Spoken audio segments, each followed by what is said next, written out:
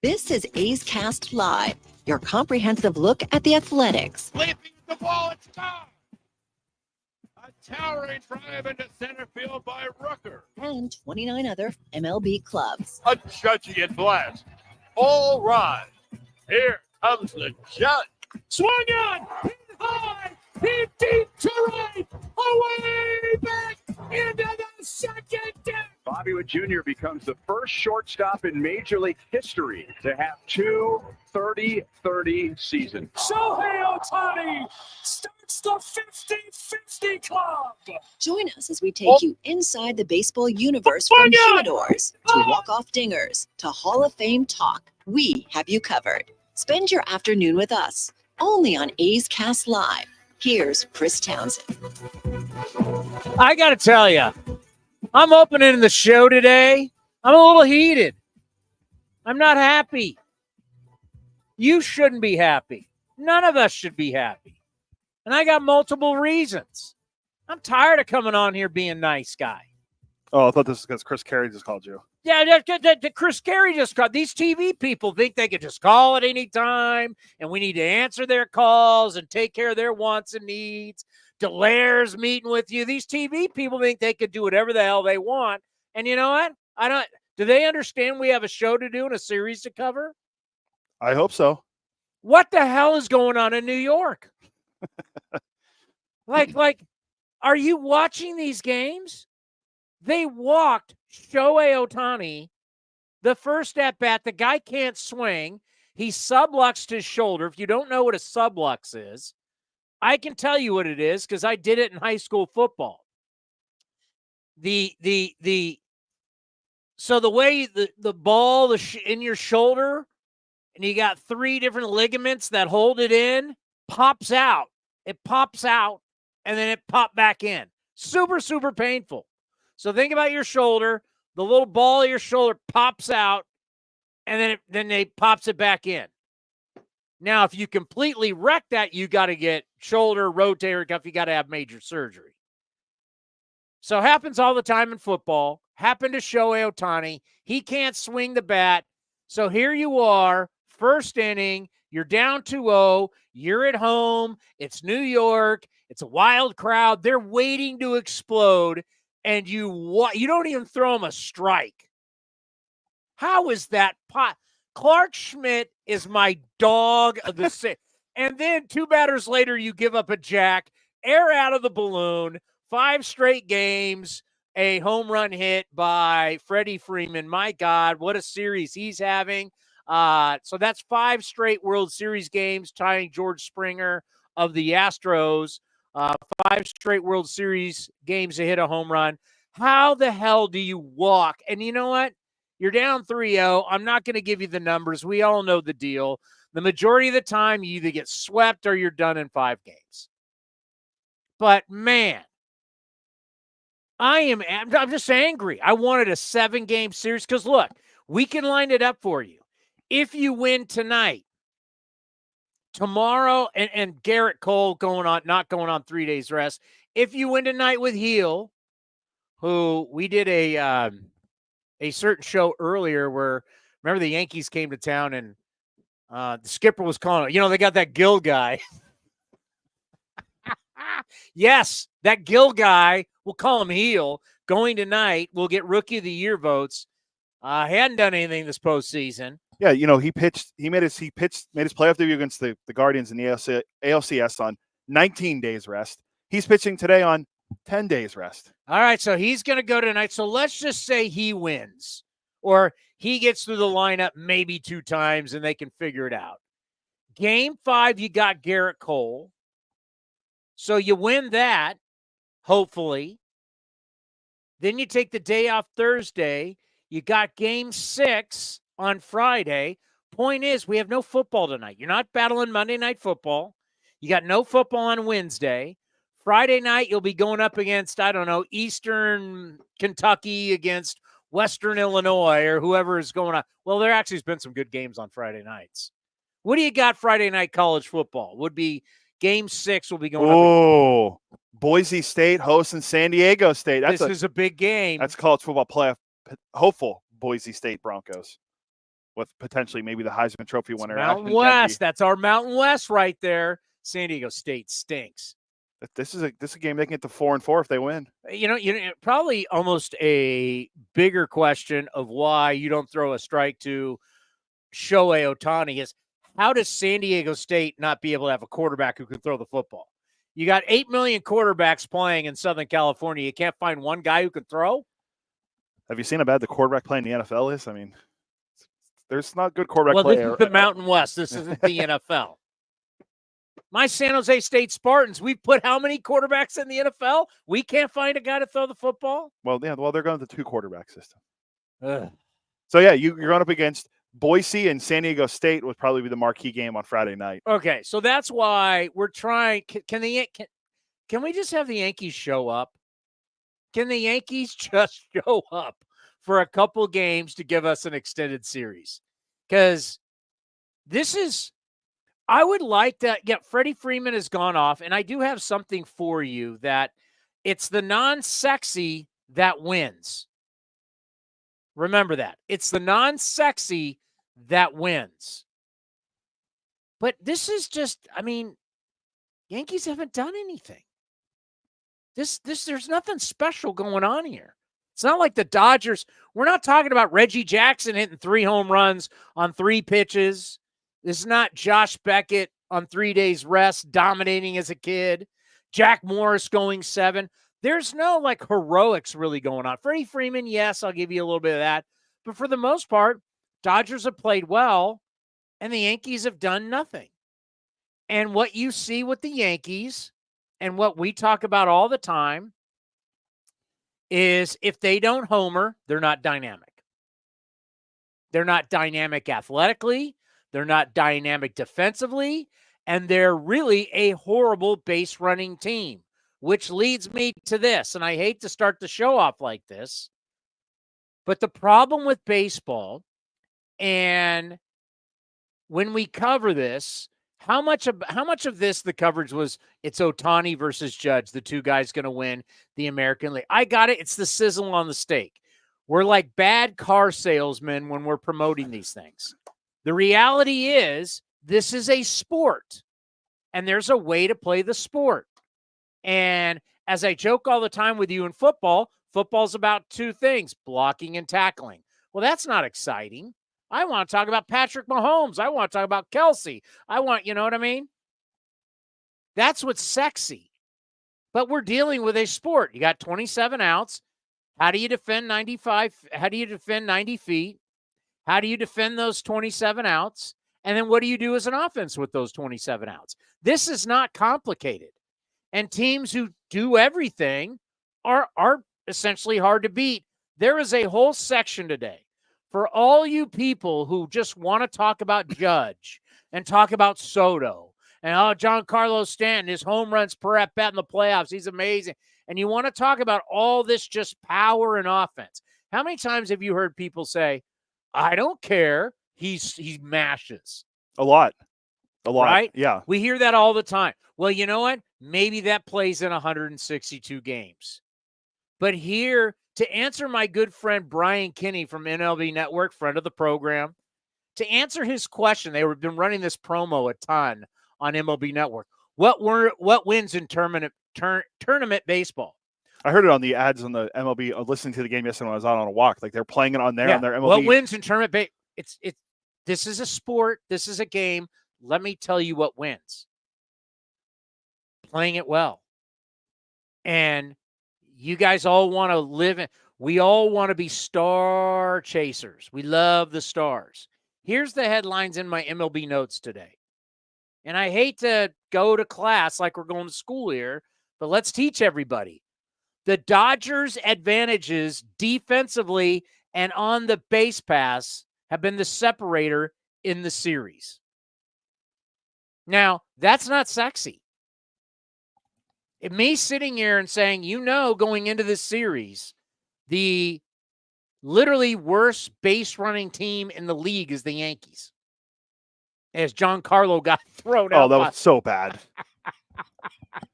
I mean, I understand the deal, right? Like, You're like, we got to score. I mean, we got to challenge something. I mean, we don't hit with runners and score. But think about that. Talking about Mookie Betts' defense in right field, which has been fabulous. Talking about Teoscar Hernandez throwing out, and then talking about base running is not something that's sexy, because I know a lot of people go, I don't care about that. This guy mashes, and this is what I care about. I'm just going to read this to you. And this is what wins in tournament baseball. This is what wins when you say, all right, we got to win today. This is what wins. It began in the first inning of game 1 as Freddie Freeman's liner down the left field line got past Alex Verdugo for a triple. Verdugo stinks defensively. I don't care what the night. In this series, stinks. It didn't lead to a run, but this is a big one. Kike Hernandez base hit that got past. If you watch this going back to game 1, I know that was a while ago now. Juan Soto took a horrible route. How many times have you heard people say, I don't care what Soto does defensively? Oh, really? Okay. Well, we're in tournament baseball. We're not in a 162-game season. Juan Soto in right field turned it into a double. He had a horrible route. So it got past Juan Soto right field as the double did. Right field did as a double turned it into a triple in the 5th inning. And then, that's right, Soto turned it into basically a triple, and then he would score on the Will Smith sac fly. Ball wasn't out of the ballpark, but that was a sac fly, run on the board. Shohei Ohtani, remember, he hit the ball into the gap, and then a butchered throw would get him to third. There he would then score on what? A sac fly. Base running, right? Base running. And then you had in the bottom of the 10th inning when Cabrera couldn't keep Tommy Edmonds' grounder up the middle in play, where it says here, a good second baseman with range could have turned it into a fielder's choice or a potential game-ending double play. What happened after that? A run scored. Grand slam, ball game over. That's game 1. And we knew the percentages. You go down game 1, already the percentages flip. This is a whole paragraph.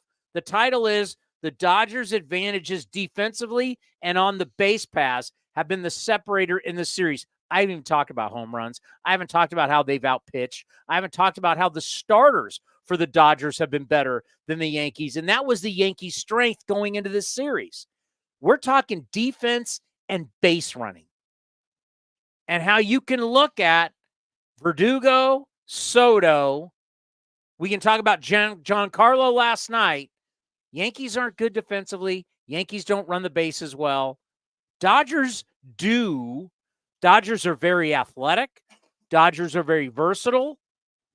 But talking about that isn't sexy. No one's going to click on that in Twitter. If I have to write this whole story about this on MLB.com, no one's clicking on that.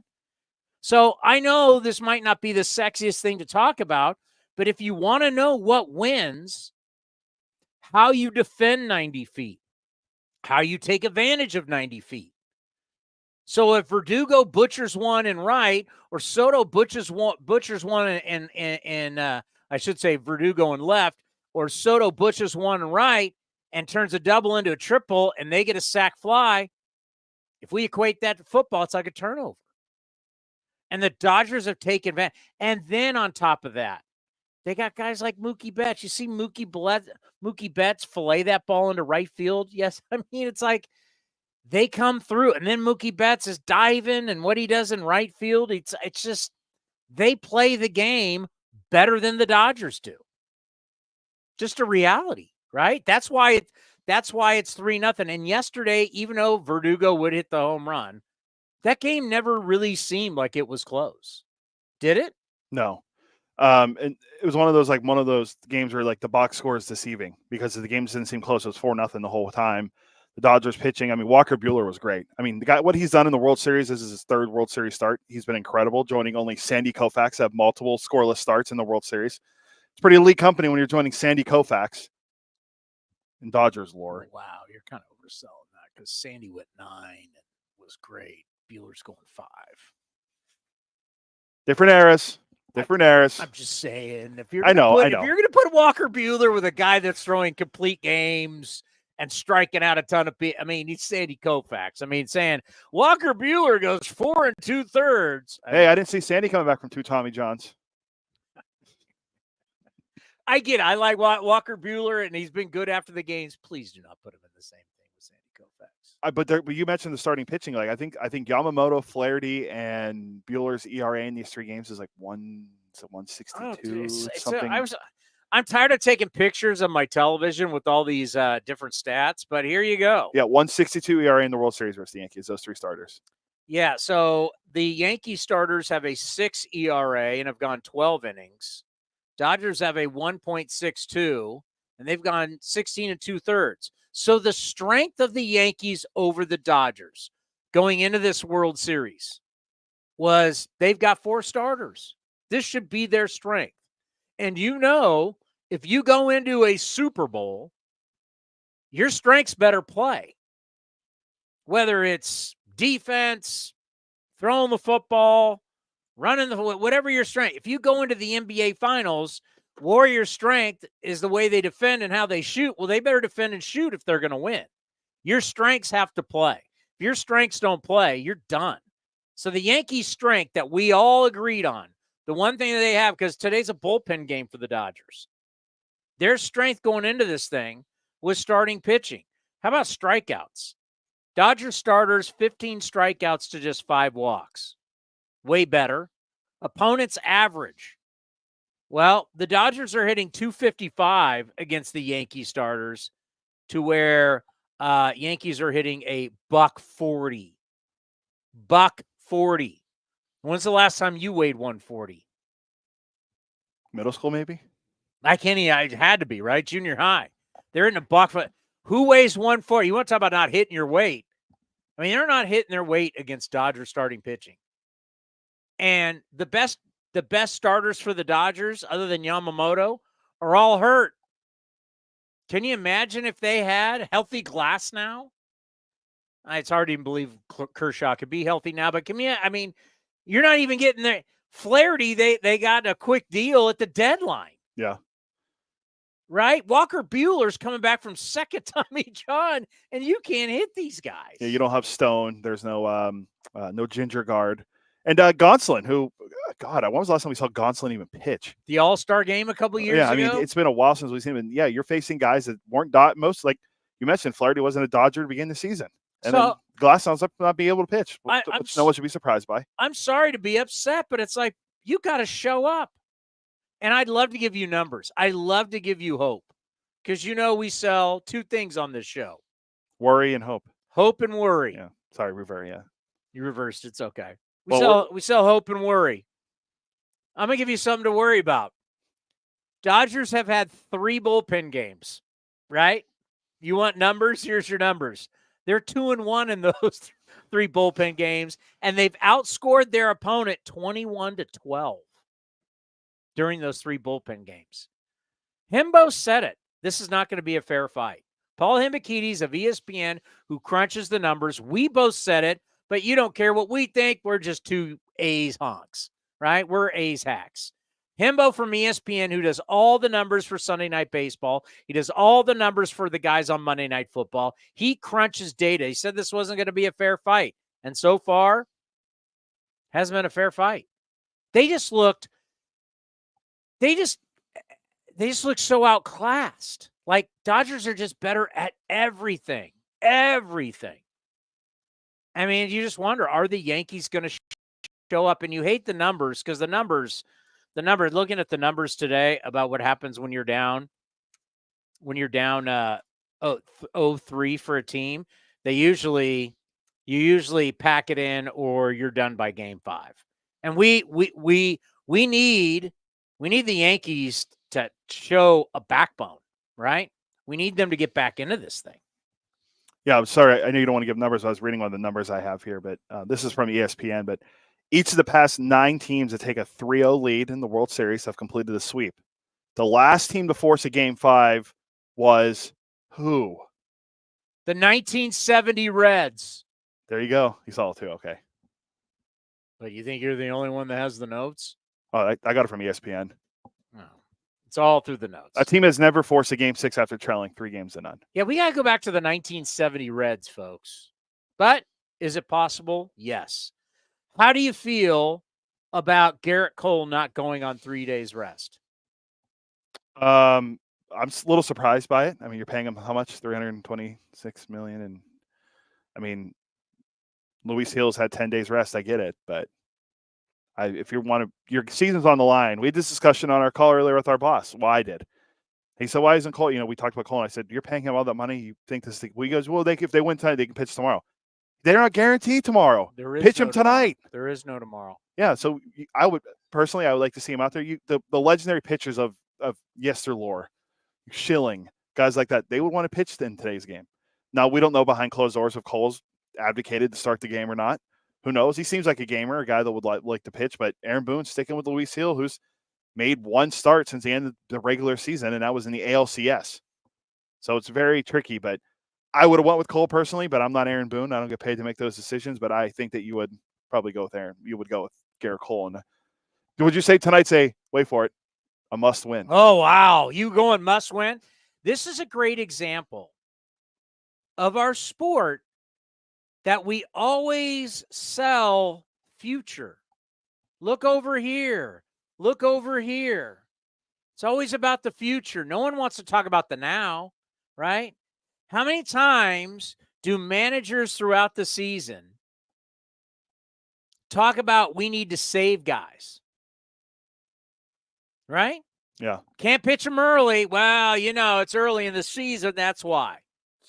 Then in the summertime, it's, it's hot. It's summertime. He's logged some innings. And then by the end of the year, it's like, it's been a long season, the wear and tear.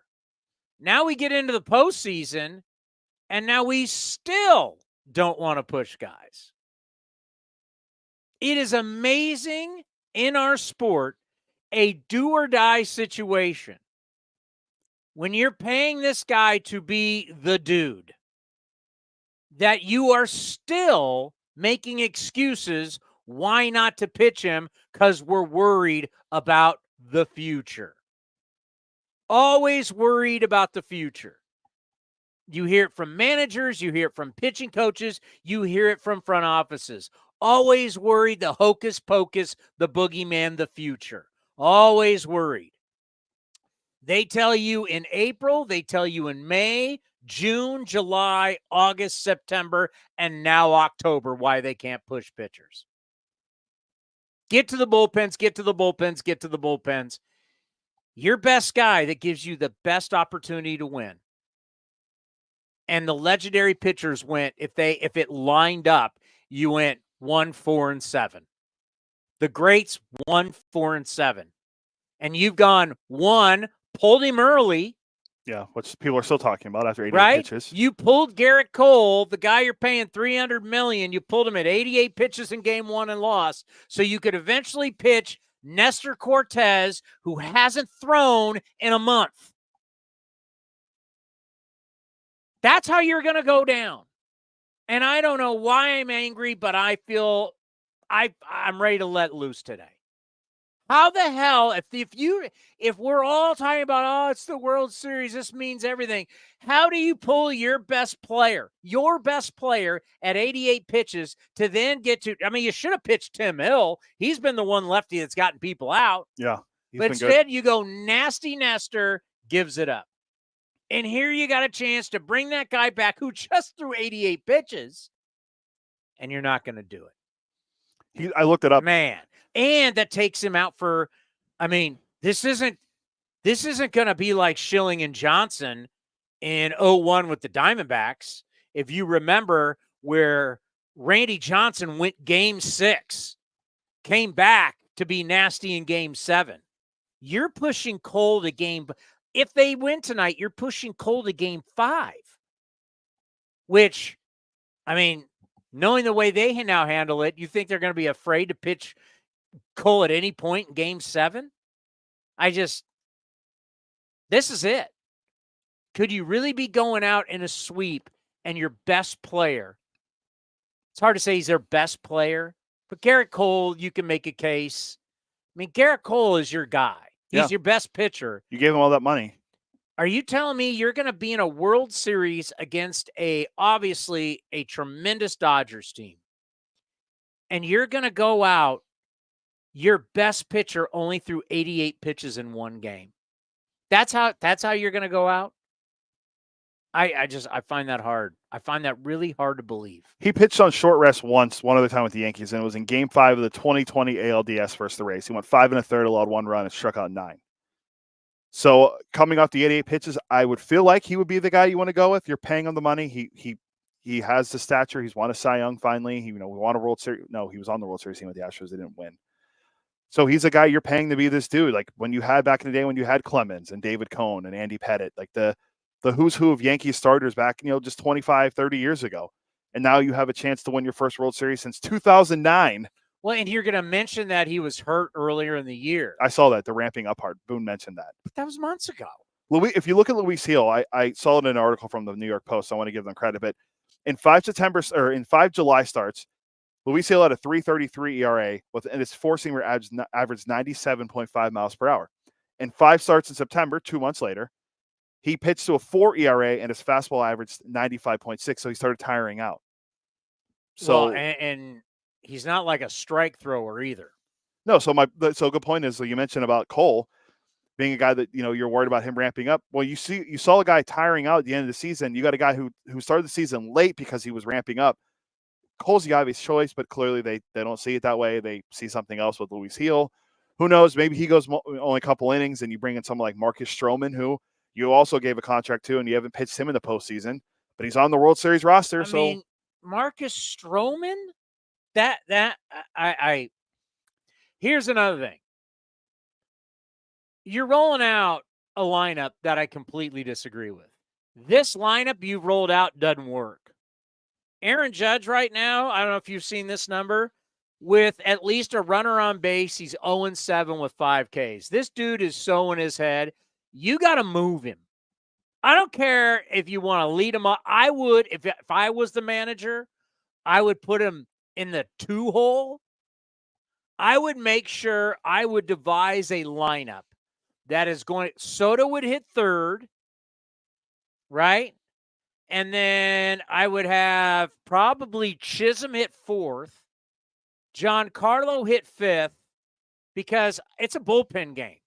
You're not going to be matching up lefty righty. You're going to be getting lefty righty pitchers all game long. It's a bullpen game. So I'm assuming he's going to go Giancarlo. He's going to go Stanton and Judge and Stanton back to back again, right? No. Is he going to put Chisholm in there? It's Judge 3rd, Chisholm 4, Stanton 5. But Judge, I mean, I would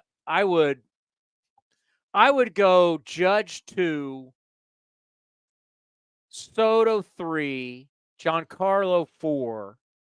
I got to move Judge. Big boy, I understand you carried the team all year long. You're struggling. I got to just change it up for you.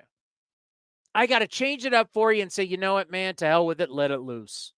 Or you even said lead him off. Yeah, that's what whatever. I got to do something different because just doing the same thing with him, it's not working. And right now he's in his head.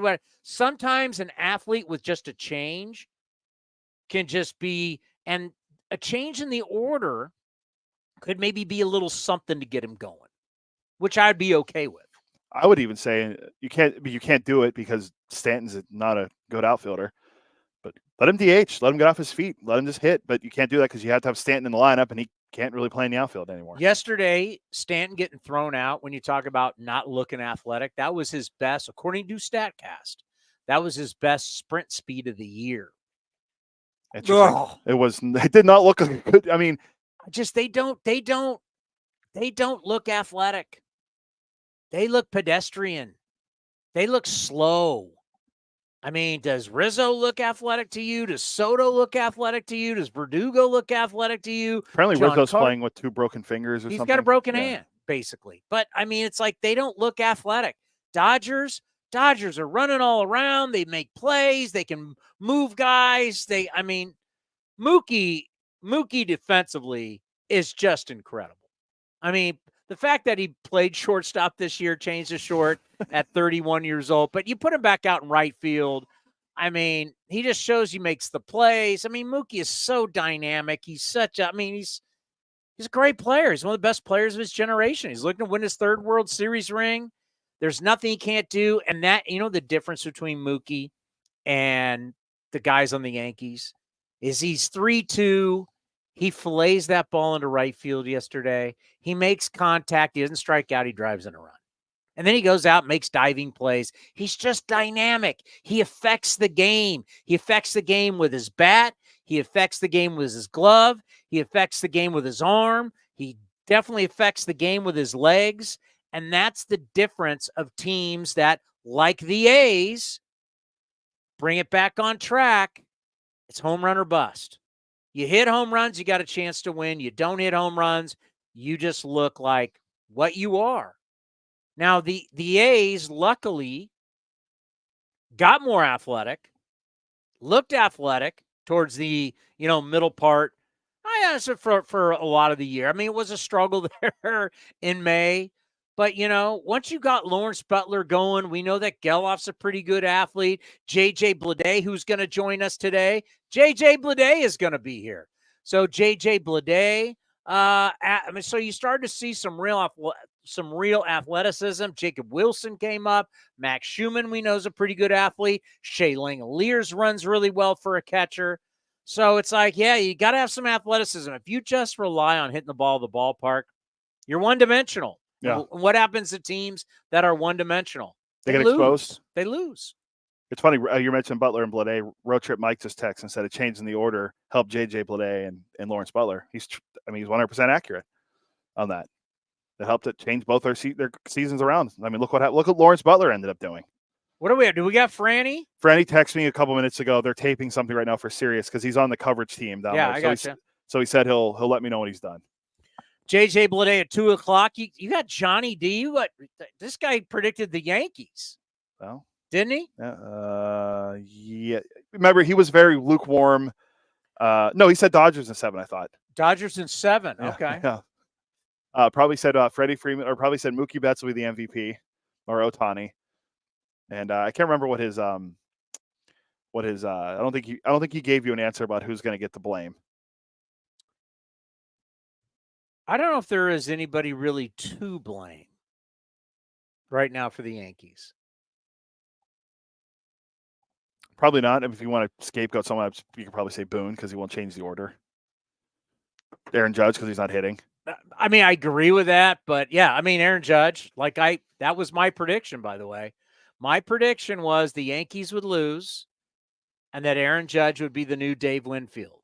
What's ironically, Winfield talked to Aaron Judge on the field after game 1 or before game 2. So you have to remember George Steinbrenner nicknamed Dave Winfield Mr. May because he didn't hit when it mattered late in the season. Didn't really have any, did he? I gotta check this out. I mean, because you gotta remember back in the day, the Yankees in the 80s, mid to late 80s, stunk. They were not good. They did not make the playoffs. I'm trying to see, what did Dave Winfield do? Because Dave Winfield righted the ship. Okay, so Dave Winfield in 1981 in the ALDS hit 350, no home runs. Then in the ALCS, he hit 154, no home runs. And then in the World Series in 1981, he hit .045, no home runs. And that's when George Steinbrenner, the owner, nicknamed him Mr. May. So that's kind of my thing. Judge will get the blame. Like if it ends tonight, Judge will get the blame, as I predicted. And he'll be known as a guy that doesn't hit in the postseason. Now, you're now playing in so many postseason rounds and postseason games. You're going to have some home runs. It's not like these guys. Didn't play in a lot of postseason. You're not playing. But Judge overall is not going to go down right now as a postseason juggernaut player. No, and I wanted to bring it up earlier. You mentioned Freddie Freeman. When you have a home run in each of the first 3 games of the World Series, and you're joining a list of Hank Bauer and Super Barry, it's pretty impressive what he's done. And you've said he's hit home run in 5 straight World Series games, tying with George Springer of the Astros. What Freeman's been doing with a bum ankle is awesome. I think he was already a Hall of Famer, right? He was on track. I think he already has the war to be a Hall of Famer, but he's just cementing his legacy as one of the best of this generation. And what he's doing in the World Series for the Dodgers is remarkable. Towny going out there with the shoulder, dislocated shoulder. I don't know why you're pitching to him, or why you're not going after him. What? Sorry. Why you're not going after him more? You're walking him. So it's just the Yankees it's just been bad all around. And I'm with you. Like, I want to see the series go on, but I just don't have a good feeling about tonight either. How do you feel if you're a Braves fan? How do you feel if you're a Braves fan right now and Freddie Freeman is going to be the World Series MVP unless something dramatically changes?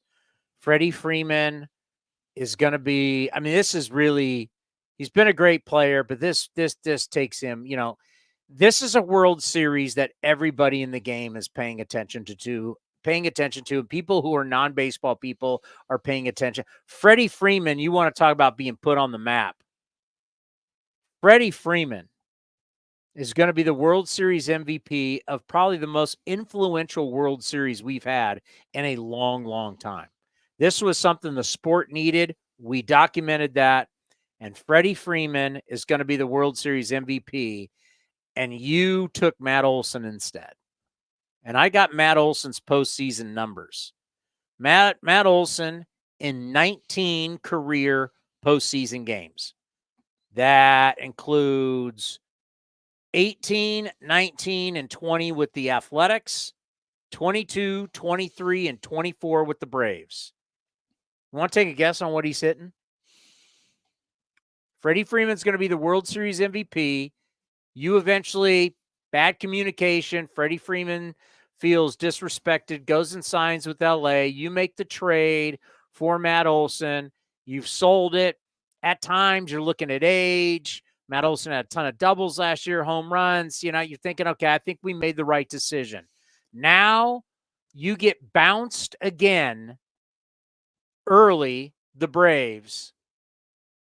The guy that he was yours, and everybody loved him because he seems like just a hell of a guy. Matt Olson is not a bad guy. He's a good dude, but he's not really somebody that exudes a lot of personality, right? Yeah, no, not at all. He doesn't. So what do you think in 19 postseason games the average is for Matt Olson? Purely guessing, I'll say 148. 203. Okay, so I shortchanged him just a tad. 203 with a 737 OPS. Matt Olson this year and the two quick losses to the Padres in the National League wild card hit 125. Last year, no home runs, obviously. Last year, in their loss to Philadelphia in the NLDS, he had 250, no home runs. We saw it. Matt Olson is a streaky guy, and we've never seen him really be, let's just say, red hot in the postseason. And Freddie Freeman, the guy you love, who you won a World Series with, you let walk to LA, is about to be kind of like the same thing with Red Sox fans. I think you got two fan bases that are going to be sitting there going, wait a minute. Red Sox, you let Mookie Betts, well, you traded him, but you let him go. Atlanta, you let Freeman go. And both these guys, Mookie Betts is going to have his third World Series ring, cementing himself, no question, as a Hall of Famer. Been an MVP. Now Freddie Freeman.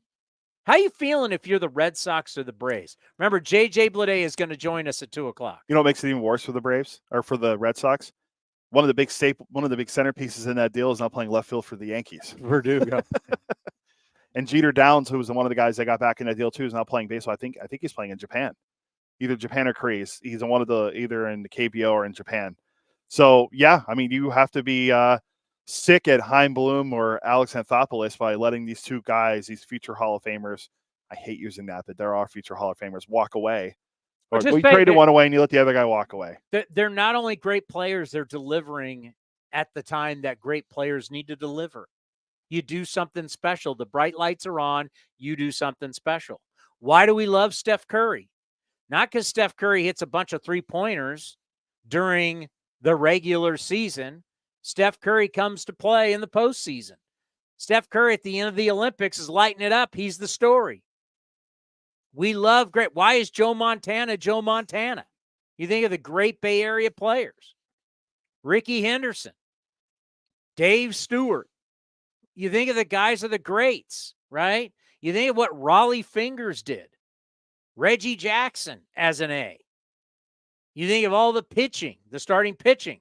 Whether you want to talk about Catfish or you want Ken Holtzman was money in the bank, Vida, you name it. Great players that come out and they play big in the big games. It's what it's all about. Joe Rudy. I mean, look at what Bonds did in 2002. I think today's the 10. How about the Giants? You just say the Giants bullpen, the collection of guys, 10, 12, and 14. Giants bullpen with Madison Bumgarner. I was going to say 10 years ago. I think 10 years ago today was the Bumgarner. I mean, think about Randy Johnson and Kurt Schilling against that mighty Yankee team. I mean, hell, Mariano Rivera. And as people like to crap on Jeter all the time, saying if Jeter didn't play for New York, he played in Kansas City. Jeter came up. I mean, just look at the postseason numbers. Do your guys shine? And just not looking at power numbers. Do you play the game a winning brand of baseball, which is defend 90 feet, take 90 feet. What do you do with those 27 outs? How do you defend the 27 outs? How are you offensively with the 27 outs? I can't tell you how many times people disregard defense and base running. I don't care. He mashes. Well, I mean, the Yankees are showing you they got mashers. They're not great. They haven't played great defense. They don't run the bases well. They don't do anything well. They haven't done anything well. I'm just the one thing that really confuses me about them. Not just them, but one player. How is Juan Soto a Gold Glove finalist? I've watched some plays in the ALCS and the World Series. There was a ball hit into the first base foul territory line, and Anthony Rizzo's a pretty good defensive first baseman, and he's hauling out there to try to grab it, and Soto's just gingerly jogging. I'm like, what are you doing, dude? Like, this is the postseason. This isn't a game in April against the Rays and at the Trop. And you're just lollygagging for a ball when Anthony Rizzo's going, balls to the wall to get the ball to try to make the catch in foul territory, and you're just jogging. And then he's made you mentioned he took a bad route. I just don't see him as a good defensive outfielder, but yet he's up for a Gold Glove. Was the right field position that bad in the American League this year that he's up for a Gold Glove? Short right field porch makes it easier. You have less ground to cover. Yeah, I don't know. All I know is they're not good. And forget me telling you, this is a whole article here in the MLB notes. Once again, the title, the Dodgers' advantages defensively and on the base pass have been the separator in the series. The little things win in every single sport, right? We can equate this to the Warriors. What was magical about the Warriors? It was the extra passes, right? Always passing it to the right guy, playing team defense, great team, suffocating great defense. Like Klay Thompson was a guy that, I can put Klay on a guy. Andre Iguodala, I could put on a guy. Draymond can defend bigger than his size. But collectively, as a team, how they played defense, team defense, was suffocating. And their ball movement, spectacular. To always be getting the right shots. The little things. I didn't mention once about three-pointers. No. I mean, they played team defense, got the right shots, moved the basketball. That was beautiful. That's why the Warriors were so hard to defend. It's the little things that you have to be able to do. We like to talk about in the Super Bowl about somebody, throwing deep passes and bonds, whatever. The biggest play of the game can come down to 3rd and 1. My big boys against your big boys. Who's going to – don't want to knock us off. No, you're good. This computer's a lot more stable than that other one. I mean, I got to get this 3rd and 1. It's the trenches. It's winning in the trenches. It's a sport. How do you win in that sport? In golf, Oh, this guy hits it a mile. Your biggest shot may be a chip shot, a 2-foot putt. Might be the biggest difference between you being a major champion and you're not. The little things. And that, you wonder what were. But see, that's not exciting. That doesn't sell. That doesn't get clicks. That we need to talk Ohtani and Judge, Ohtani and Judge. In the end, if this thing ends tonight and neither Ohtani and Judge really do anything, obviously Ohtani with the bum shoulder. But I mean, look how much energy was spent on those two guys. And maybe they don't factor in this. And maybe, I mean, they really needed Judge to factor in this. And the reality is they can win without Ohtani being a big factor. We got Franny. Ladies and gentlemen, we bring in one of the great San Jose State Spartans in the history of our baseball program. He's at Yankee Stadium working for Sirius XM, obviously does television for the Washington Nationals. Live from the field at Yankee Stadium. Franny, how are you? Well, I'm good. Are you surprised? I don't know. It's too weird for me because like the Dodgers are very likable, and I hate saying that. No, because like we do all these interviews on the side, and like all the New York guys are like in and out. They don't even stop for us. Oh, every Dodger guy, yeah, we'll do it. Yeah, we'll do it. It's like, isn't that part of our world is like the communication between the guys and like now I'm never gonna say I'm rooting for the Dodgers, but you know what I mean. Just saying. Yeah, because, you know, when I watch MLB Network after these games, all the Dodger stars show up after the game. They're sitting next to because they're winning. But you know what, though? It wouldn't always happen. To get the star players True. on set is hard to do. Right. Well, I mean, again, it's a different star, right? Like Mookie Betts is I wish I could equate him to Steph because I think that he is so special as far as the way he's able to interact with everybody, not just like, you know, Mookie doesn't just interact with just the other stars of the game. It's everybody, right? And so then it just makes sense when he goes on to, you know, a set or anything. And you got Freddie, who's always been the same guy.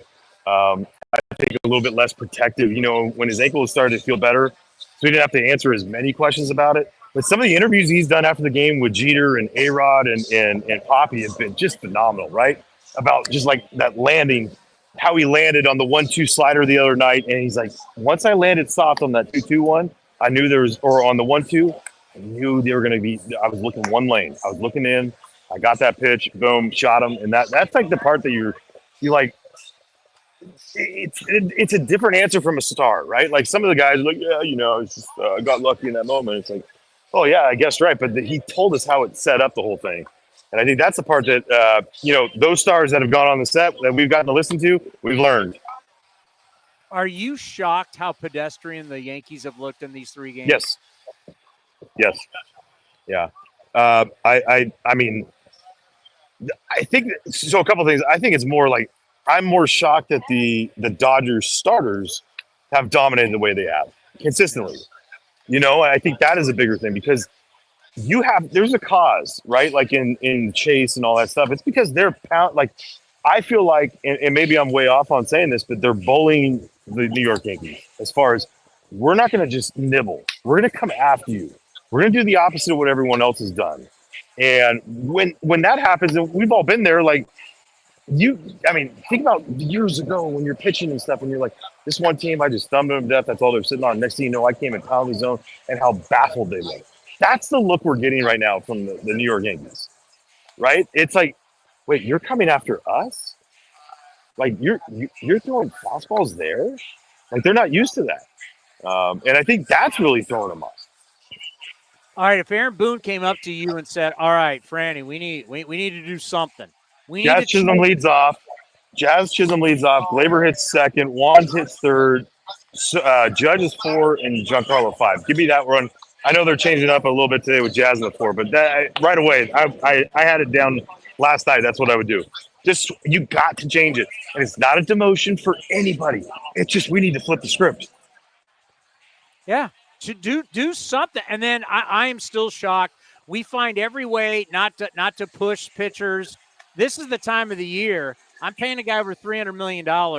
If I lose and Gerrit Cole only throws 88 pitches in game one, shame on me. I'm shocked Right. he's not going. I'm not. And again, I just find like all the signs have been saying that he wasn't going to do it from the beginning, right? Like I know. when he was hurt, my question is, let's say he was healthy all year. There was no IL stint to begin the season. Is he doing it? That's a huge question. Well, I mean, that was a while ago. He has now pitched. No, trust me, I get it. I'm just that's my only built-in excuse they have, right? I mean, how would you feel if you're running the Yankees and you lose the World Series in 4? You pulled Gerrit Cole early. That ended up leading to Nestor Cortez giving up a grand slam. Your best pitcher only threw 88 pitches in 4 games. Yeah, I'd be pissed, but I mean, at the same time, like they have really pulled the strings, consistently well this whole time, up until this series, right? And it's only because things haven't worked, right? Like the thing that I think about, and I talked about it the other day, was like, look, Dave Roberts kind of did the same thing with Brusdar Graterol. Graterol had only thrown like 6 games on the entire year, been on the IL multiple times, and the slot that he gets was 1, 2, 3. He was getting Torres, Soto, and Judge, and you're like, huh? Right? And so I get it. Everyone's like, he hasn't relieved. I'm like, Nestor doesn't need any of that stuff. He's the rubber arm. He can do anything that you want. It just one pitch got away, and that's it. Think about it. He got a soft contact fly ball to Shohei, right? Like he came in, did his job. Verdugo makes one hell of a play, and why he gets that's still the one I think that makes me mad. Is he made such a great play, such a great effort going over there, and we're gonna make it. He's out of play. Everybody move up a base. Like, come on. Like that's the one that makes me mad because that changes the whole outlook, right? Nestor's gonna pitch with Mookie, but in that case, it goes second and third. It's the perfect baseball play. Walk Mookie to get to Freddie, and we heard Freddie Freeman afterwards talk about. Because I don't know about you guys. I know you, Chris. I know that you would be annoyed with it. But the amount of guys this year that it's so disrespectful to walk the guy in front of me. Shut the, you know what up? It's like it's a baseball play. There's a base open. I say because Profar did it this year against the Nats. He was all mad and he ran over to the dugout. And that's what caused the whole skirmish earlier in the year because he was disrespected because they walked Luis Ariz. You're like. Number one, we needed a strikeout in the situation. He ain't striking out. By the way, he struck out twice in the second half. So, yeah, pretty good call. Let you beat him, Yeah, so it's called baseball. It's called strategy, you bozos. Right? I haven't heard that one in a while. Let's end on this. And it's a great note from the MLB notes today. The title is The Dodgers' Advantages Defensively and on the Base Pass have been the separator in the series. Now, that stuff's not sexy. That doesn't get clicks. We all want to talk about Towny versus Judge. But we've been trying to tell people what wins in what we call tournament baseball. Right. It's the little things. It's defending 90 feet. It's taking 90 feet. How do you use your 27 outs? It's not sexy, but that's how you win. Absolutely. Teoscar Hernandez in the first inning last night. Soto's ball, the left center field gap, took a perfect angle on it. And just ran it down in what's not his strength, right? Like the defensive side. What did he do last night? He was like a plus. You could almost make him a +5 on the defensive side, right? Throwing out Giancarlo, he got up to 27 miles an hour or 25 feet per second with 27 miles an hour. I was like, damn, he's flying. There's no way he's getting up. But what's funny about baseball is because of all the research apps that we have and stuff, Judge on Kike Hernandez's ball up the middle threw a 98 home. Just perfect, right on a dot. Next thing you know, guy scores. Right? Because why? It's still center field, a little deeper on that whole thing. Teoscar a little shallower here in the whole thing, got to him quick. He had the ball before Giancarlo hit third. I understand Luis Rojas and what he was doing. But it was just, like Tommy Edman taking, a bullet to right, Tommy Edman going first to third. Right? And just perfection of running the bases. It's how this game is technically won. I mean, it really is. Because end of the day, innings 1, 2, and 3, first 3 games, the Dodgers have outscored the New York Yankees 7-1. What's the run differential during the entire series? It's 7, right? So and the defensive play early in the game has been so drastically different as far as being on point. You have Rizzo going out for fly balls in right field and not Juan Soto coming out, and coming in hard. You don't have that with the Dodgers right now. Everyone's busting it. Everyone's busting it, and you can see it. Star player after star player playing their asses off, and that's a huge part. Hey, man, I got to tell you, a lot of ex-players go on to do color commentary during games, but they can't do talk radio. I think those early years of you doing talk radio, then doing what you're doing now, allows you to come back. You've been fabulous on Sirius XM on the coverage with all the different guys, Farron, Duke, and everything. You've been fantastic. Well, I appreciate it. I just love I love the game. You know that. And I love talking about it, so it's fun. So thank you.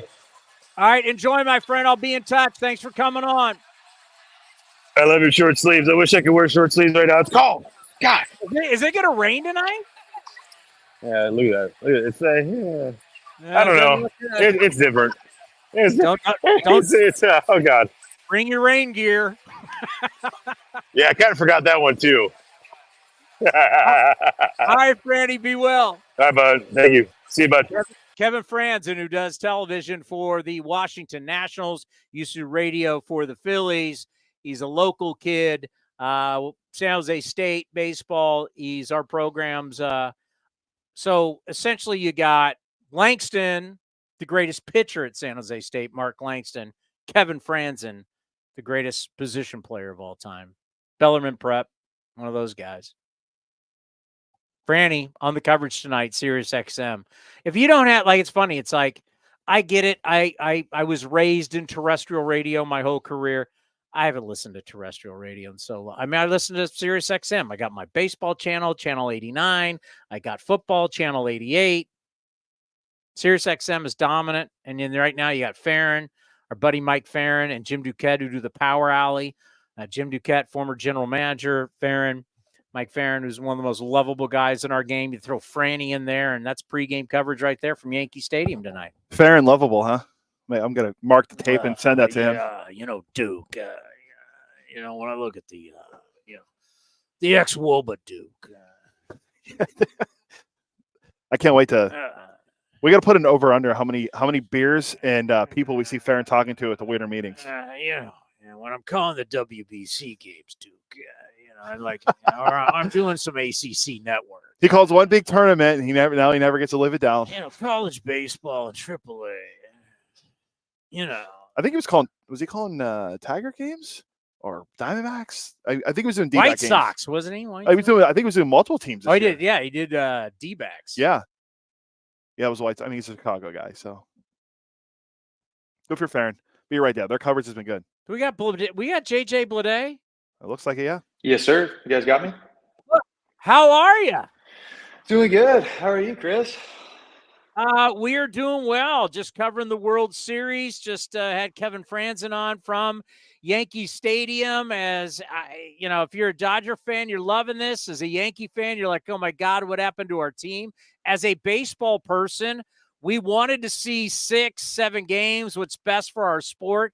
How much have you been watching the World Series? I've been watching every game. And I, like you, I'm a little bummed that it's not a little bit more competitive. But again, that's just Dodgers are hot right now. Their offense is doing everything, that's asked of them, and their pitching's just been lights out. So hopefully Yankees can get a dub. They play tonight, right? They play 3 and so hopefully they get another dub to extend it. And I think I saw Boone today do an interview. It's just about winning this game and just keep taking it. Hopefully something cool happens with them. But I'd like to see some little bit more competitive baseball for the sport. Yeah, because you're in a game. There is no tomorrow, gentlemen. You win today or you're going home. Yeah, four down would be not the way to go. So let's go over the off season a little bit. You got some big things coming up. You're getting married this off season. I am. I'm getting married December 14th, so we're pretty pumped for that. Yeah, what a year for you when you think about going back to when you were traded first time you came on this show, and you're really going to get an opportunity to where you are now. A lot has changed in life for you and definitely a lot for the good. Yeah, absolutely. I mean, it's just all about experience, and I'm blessed I've had this opportunity with the A's. I would have never thought I would have been playing for the Oakland A's, but lo and behold, I've been here, had a good year this year, a lot of experience. There are still some ups and downs, but I think I learned a lot about myself for the better, and I'm just excited to kind of get after it again this offseason, work on my body, work on my game, and kind of just fine tune some things for next year to hopefully, we get a postseason bid. So what did you learn this year from playing every day, playing center field? It's a difference bouncing all around. What did you learn from this season with the consistency, knowing where you were going to be every game? The one thing was comfort, knowing like you're going to be in the lineup. You're playing. You're going to be in center. It's not like you're playing left and right. For the most part, you're in the center every single game. So just that comfort and that relaxation of, all right, I know how to prepare. And the one thing was just taking care of the body post game. I think that's one thing I learned was stay on top of your health and fitness. Make sure you're getting lifts in and you're not slacking. It's an everyday job and it's a grind. So you got to really just embrace that. And then the other thing is just kind of fine tuning my approach. Like we all want to change stuff mechanically and we all want to try to, improve that way. But at the end of the day, you're kind of dealt with what you got once that season starts in terms of mechanics. And you really got to fine tune that approach. And I think I did a good job at talking about approaches and finding what works best for me to attack these guys and prepare for these guys come game time. Yeah, people don't think about that because we just see you guys play and then you're off the television. You don't think about the day-to-day, but you really have to learn how to listen to your body, right? You still have to lift. You still have to stay strong, but you are playing every single day and you're on your feet and it's center field and you're running in and out of the dugout. So how important was it and how did the process work to where for the first time really learning your body, what's right, what's wrong, when to push it, and when to hold back a little bit?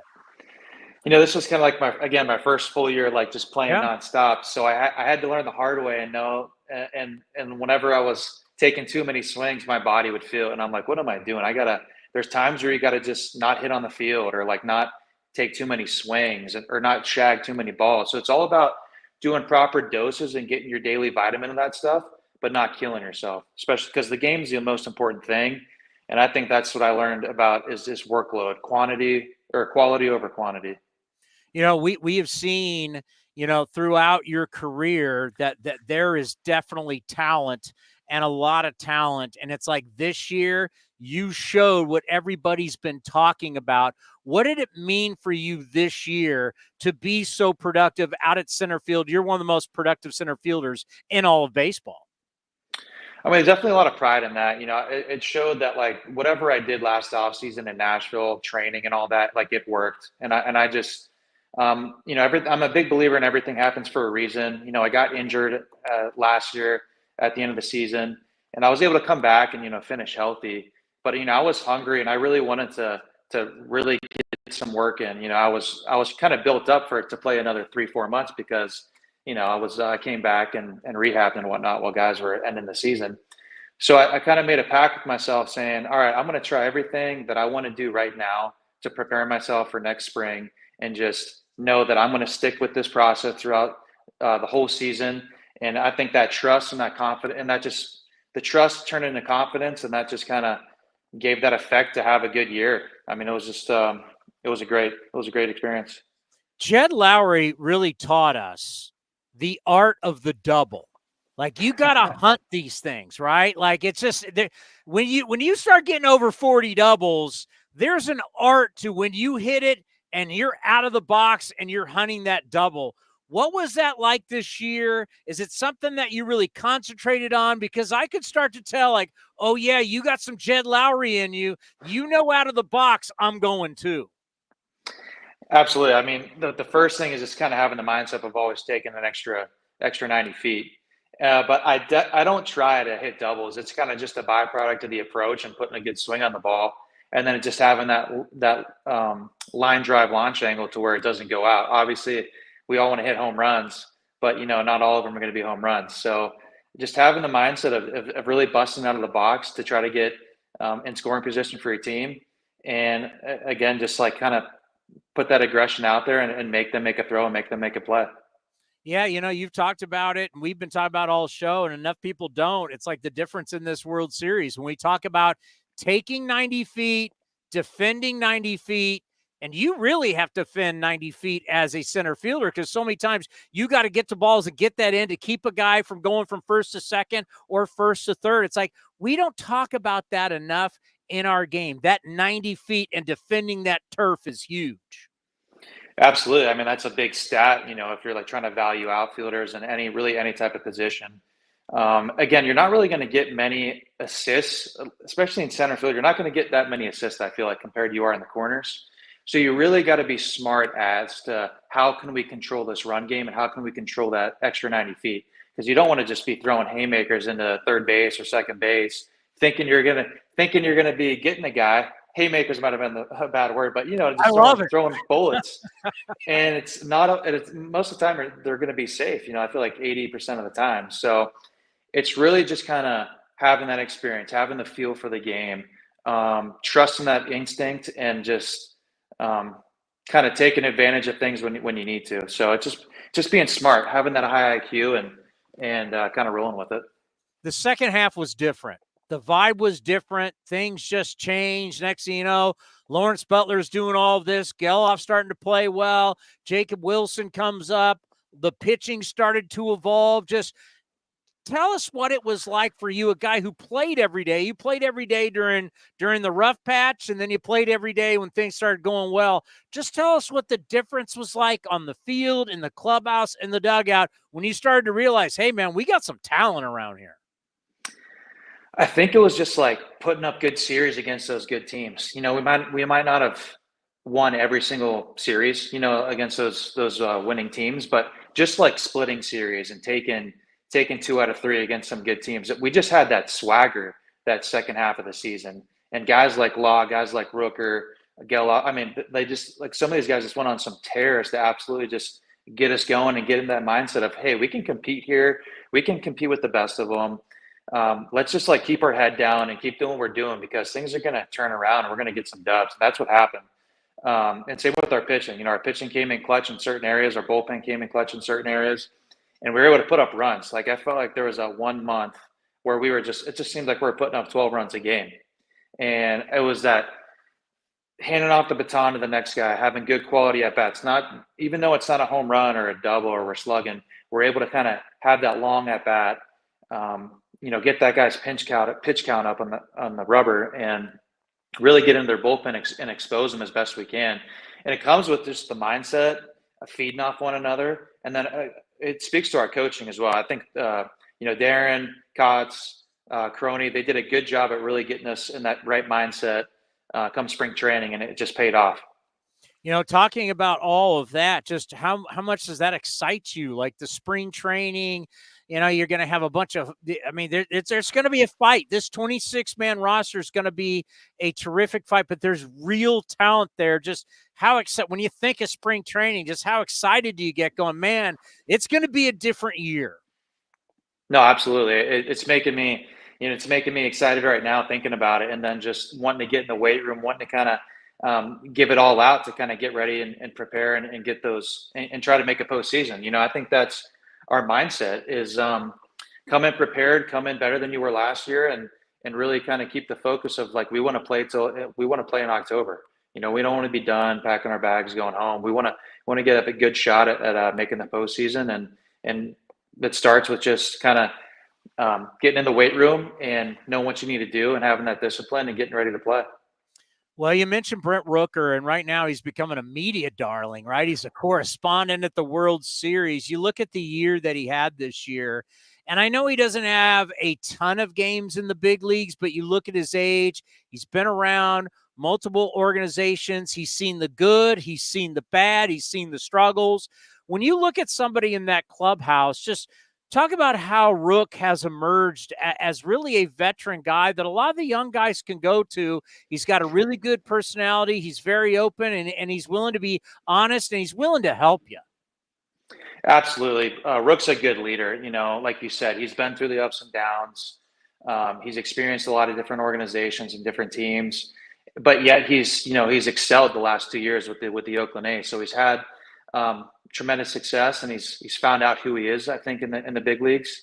And it's been fun to lean on him and ask him questions about, body, diet, approach at the plate. What are you thinking mechanically, and all these things. And he's obviously got the body, the strength, and the bat speed and the approach. And it's just cool to see him develop even more this year. I mean, he just again, he went on that tear, and he's just a big believer in trusting his process and trusting himself, and he works his tail off. And that's the type of guy we want. He was definitely a little bit more vocal this year because he could feel that veteran presence and feel that he was a vet.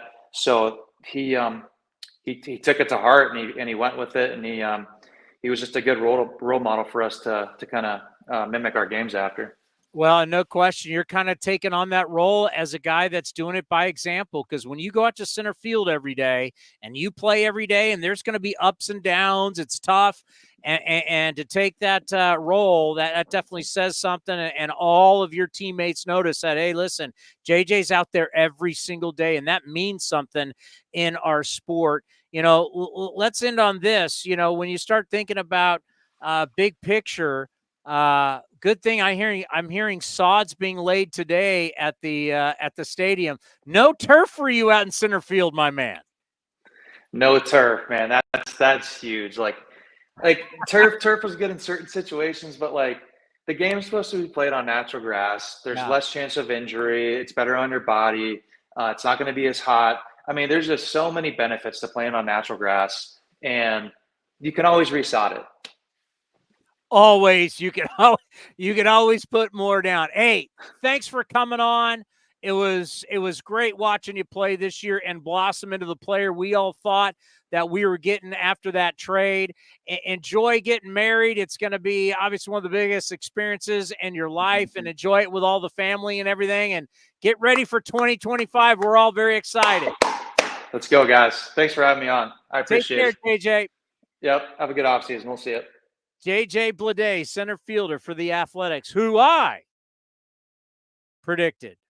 Remember we did those predictions? Oh, I remember. I have them all in the vault. Who had JJ Bleday on all of them?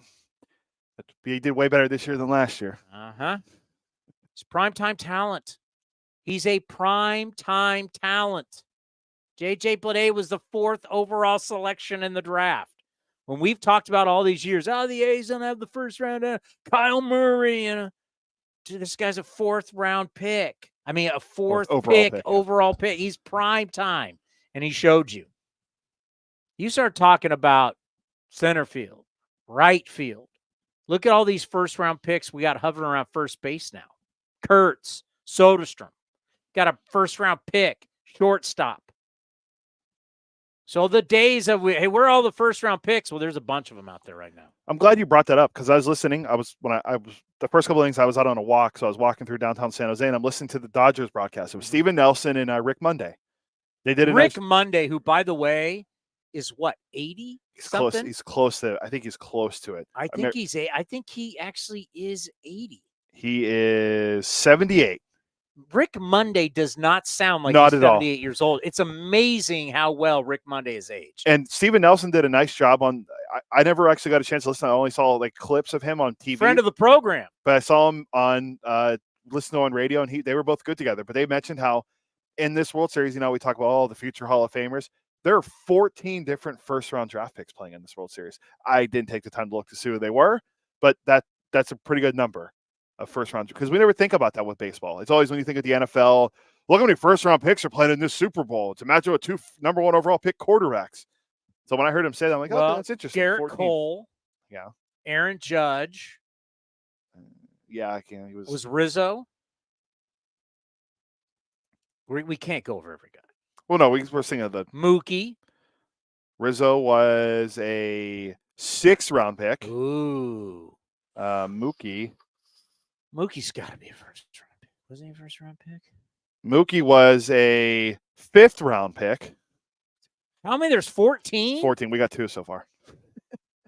Volpe was Volpe. Well, one? obviously Soto and Ohtani can't be picks. Yeah, was Volpe one. Volpe is the was, first rounder. Yeah, Volpe was. So that's 3. Rodon was 1. 4. Bueller was a second rounder, I'm pretty sure. It's got to be Dodger pitchers, right? Was Flaherty? I was just going to look at Flaherty right now. Flaherty's the first rounder. Okay. Yamamoto can't be 1. Yeah, no. Any of the relievers? Was Treinen a first rounder? No. I'm going to go probably not. I'm going to go no. No, 7th rounder by the A's in 2011. Who at 14? I mean, I lost count of what we had. We had like 6 or 7. Gavin Lux, was he a first rounder? Well, they held on to him like he was the greatest player of all time. First rounder. All right, that's 8. Will Smith. Will Smith, a first rounder? Will Smith. 9. Verdugo. First rounder. Second rounder. Jewelry. What about Jazz? We didn't look at Giancarlo. What about Jazz? Oh, Giancarlo had to have been. Second rounder. What about Jazz? Jazz. What about Nasty Nestor? No, he was a international free agent. He's from the No, Bahamas. there's no way Nasty Nestor was a first-round pick. He's not even a top 10. Stroman, 36. Yeah, there's no way. Stroman. Stroh Tommy John at Duke. Yeah, Stroman was a first rounder. Yeah. Okay. How many are we up to now? 10? 10 or 11. Has to be some of the bullpen guys. Austin Wells, I think, was a first rounder. Do you see the rabbit holes he goes down? First rounder, Austin Wells. All right, so we're at 11. Can we end? Yeah. Get back to JJ Bleday. You look at his season, and it just goes to show that when you have a young player in his prime and he is entering his prime, I mean, it is a lot. Sit back and enjoy. I mean, this is why we're going to be excited. We are going to be excited. Whether some people like it or not, we are going to be excited because when you start telling me you've got a guy with 43 doubles as a center fielder, other than Aaron Judge, how many center fielders had a better year than JJ Bleday? I can name one other. Jarren Duran. And he played 100. What Duran played all over, though. Wasn't he primarily a center fielder, though? JJ Bleday played in 159 games. Duran. How many did Duran play in center field? If Boston does do something about the Duran play with him, he played You better play 140. He played 160 games overall this year. How many at center?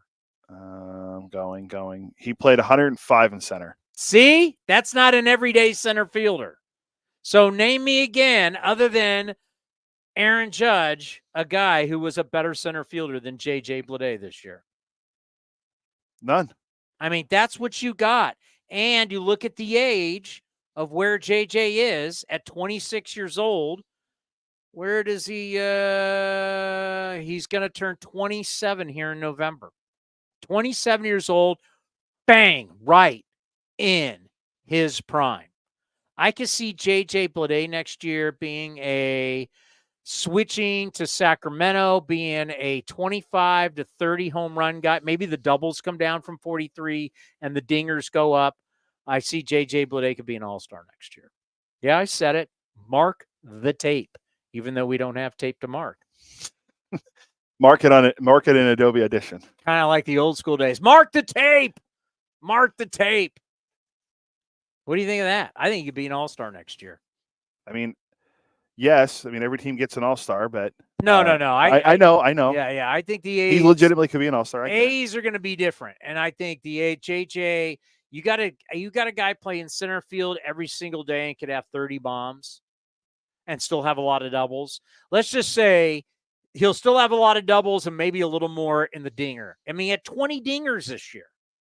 I mean, I don't care what the name is. You tell me you have a center fielder with 20 home runs and 43 doubles. You're not taking that?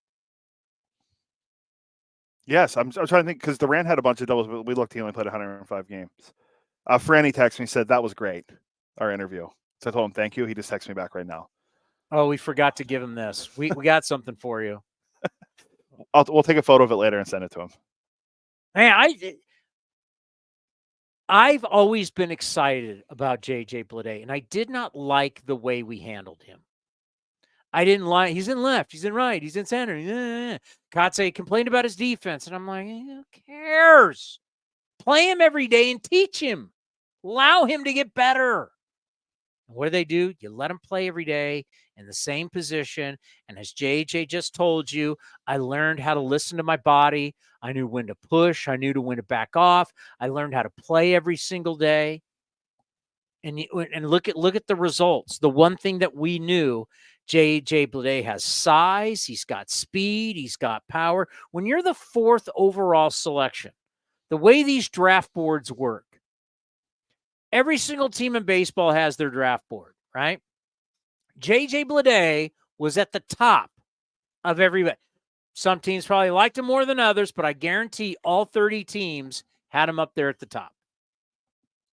And when you're a top 5 selection, literally you could have been the number 1 overall pick. I think we've done this before. I want to look and see what guys are taken ahead of him. I think it was like Adley. And remember, JJ was a monster in college. Yeah, the 3 guys. Monster. Out of Vanderbilt. Adley, Bobby Witt Jr., and Andrew Vaughn were the 3 guys taken ahead of JJ Bleday that year before the Marlins took him. Well, look at my God, look at the first 6. Yeah. You got Riley Green behind JJ, what he's doing with the Tigers. CJ Abrams, who, by the way, was very good for my fantasy team this year. Then he got demoted for being in a casino late. Details. Josh Young was in there. Langoliers is in there. Our guy Alec Manoah is a 1st-round pick. I don't know if he's ever gonna. He ended up having Tommy John or something, right? So yeah, I mean, the 2 of the 3 guys that went ahead of him are pretty good players. And Adley. And you're not saying Andrew Vaughn anymore? Out of Cal? He's decent. He's out of Cal. Yeah, Santa Rosa. Yeah, or Petaluma. No, Petaluma's Torkelson. Torque. Yeah, whoever the North Bay Area never lived up potential guys, those are 2 of them. No offense. Yeah, I mean, Jay, how are you not excited about JJ Bleday? How are you not excited about Lawrence Butler? And then you start telling me Rooker going to play in the outfield and Duhar, Colby Lewis, Colby Tom. Why did I always go back to the Rangers righty? Rangers righty who did well against us. Yeah, he went through a perfect game. I remember being there. God, a little overweight, but always did well. But there are outfielders, and that's not even mentioning Denzel Clark and my guy Henry Bolte. I mean, there is talent coming for the first time that, there's some excitement. This year's I'm telling you, when we get up there and you've got sold out every night, families, excitement, fun again. Fun because it's a sport. It's fun. I can't wait. I can't wait to see kids and families and stuff. It's going to be nice. And JJ Bleday is going to be there. And JJ Bleday is a primetime player. Book it. I'm not going to guarantee it. That's ridiculous. I just think he has the potential next year to be an all-star. So, all right, let me get this right. You said he'll be an all-star. I say could be. You said he could be the first guy to get a long-term extension. I did say that. Am I on record for that? Did you mark that take? Yeah, that's a hot take. That was my hot take. My hot take was the first guy, because we've talked about inking guys up. They're going to spend money, but we got to ink some guys up. First guy that I would ink up, and I know people said, oh, Lawrence Butler. You don't have to do Lawrence Butler. Lawrence Butler is still, got to remember, it's a business, right? And you don't have to touch law for a while. I want law to get paid, but you don't have to. I mean, Lawrence Butler, where's JJ Bleday in this? Just look at the boop, boop, boop. We go to contracts. All righty. Where's your contract situation? When are you a free agent? They don't even have it. It's usually at the top. Oh, here it is. He is signed through 2024. Earliest arbitration. Yeah, his earliest arbitration is 2026, so it kind of makes sense next year. Yeah, right? He's not a free agent until 2029. Yeah, well, you want to get through the arbitration years. So the A's don't like going to arbitration with guys. So you know what? 2025 with 2026 going to be arbitration. next year is the year that you give JJ Bleday some financial security. Nice little 4 or 5 year thing, 3, 4, 5, somewhere around in there. And you take some of those free agent years out, and away we go. I still believe JJ Bleday will be the first guy they offer a deal to. The nice thing about it, too, is he's not going to be commanding $500 million like Juan Soto. So you can probably resign him on a very, team-friendly deal, but a deal that works out for both sides, where you can give him 3 for, I don't know, 45, 15 million. Is that not enough? I don't know. That's not my realm. I just play a fake salary cap guy on the radio and technically streaming. We don't have a salary cap. I pay a fake payroll guy on streaming. You play a fake CBT. Yeah. But I think it's time. You're going to start inking some players up. JJ Bleday to me is one of the guys. I think he's the first guy you go after. I think about the young guys, yeah, because I know your thoughts on when we define young. I don't think we define Rooker as young anymore. No. So yeah, I think Bleday is a good call. Because like you got a long way to go with Lawrence Butler, Soderstrom, Jacob Wilson, all those guys, Geloff. You still have a long way to go with those guys before they even come close to sniffing free agency. I'll give you an idea. I was surprised that Lawrence Butler couldn't be up for Rookie of the Year. That was like, what?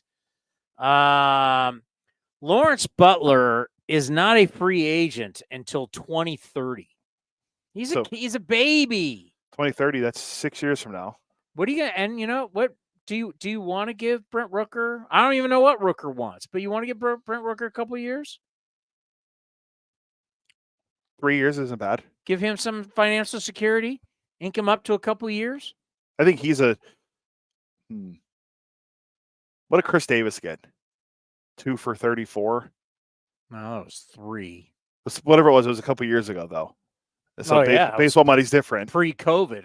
So maybe like 3 for 54 for Rooker, 3 for 60, 20 mil a year. I mean, that's the thing that when you really start looking at, hey, we're going to start winning some games here. It's nice to break off a little bit for the guys that are here. Yes, you want to go add to what you have here. I mean, you're going to have to give Andujar a little more scratch, give some scratch to Rooker, ink up Bleday. Make sure Bleday's here for some years and watch him grow. And then it's going to be Lawrence Butler. But these guys that love being here, that's the thing. For all the noise, you do have guys that love being here and love being in this organization. Well, reward them for it. Break them off a little bit. You're going to start spending more. So you got to spend outside, but, sprinkle some around for the guys here because it's good for the room. You hockey guys in the room, your room that you have in your barn as you wear your sweaters. Hey, Sharks won their first game last night. Everything's on the up and up. What was it? The GM or who came out and said everything's fine? We understand it's going to be bad. Who came out? As I saw it, came up in my. I think it was Jonathan back there. Their team president said it, or Greer. Either one. I'm sure they both said it. Everything's fine. Fine, they got their first one. They're 1-7-2 now. They got 4 points on the year. Everything's fine. It's early.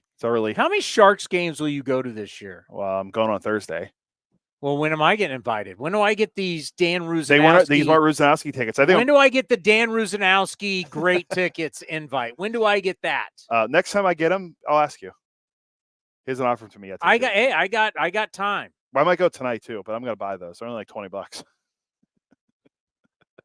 They're not, and they're playing LA. It's not like they're playing a no-name team. They're playing LA. I mean, the one, and I'm not taking any shots here, but when I started hearing about, towards the end of the year, what you could get into San Francisco Giant games for basically nothing, you're like, wow, it's the prettiest, best ballpark in baseball. You can go for $10, $5. Yeah, it wasn't not great. Wow. I think the cheapest seats when I looked earlier before I came here, we were just looking. I think the cheapest seats at SAP tonight were like $15, maybe 17. So, you figure, and these are with the fees included, so you can get them for like, I don't know, $30, $35. Thing about Rook, and I like the point, that we brought up is the fact that he realized he hasn't played a lot of games in his career. So just to give you an idea, Brent Rooker is not a free agent until 2028. So he's 28, Bleday's 29. I mean, you can technically play the arbitration game with him.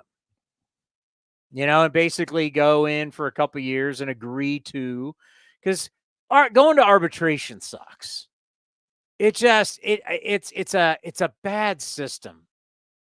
I get it from a standpoint on paper how it looks, but really you got player side submits a number, team side submits a number, and then you're going to go in front of an arbitrator and you're going to argue a case to win, and that means the team is going to have to say bad things about the player.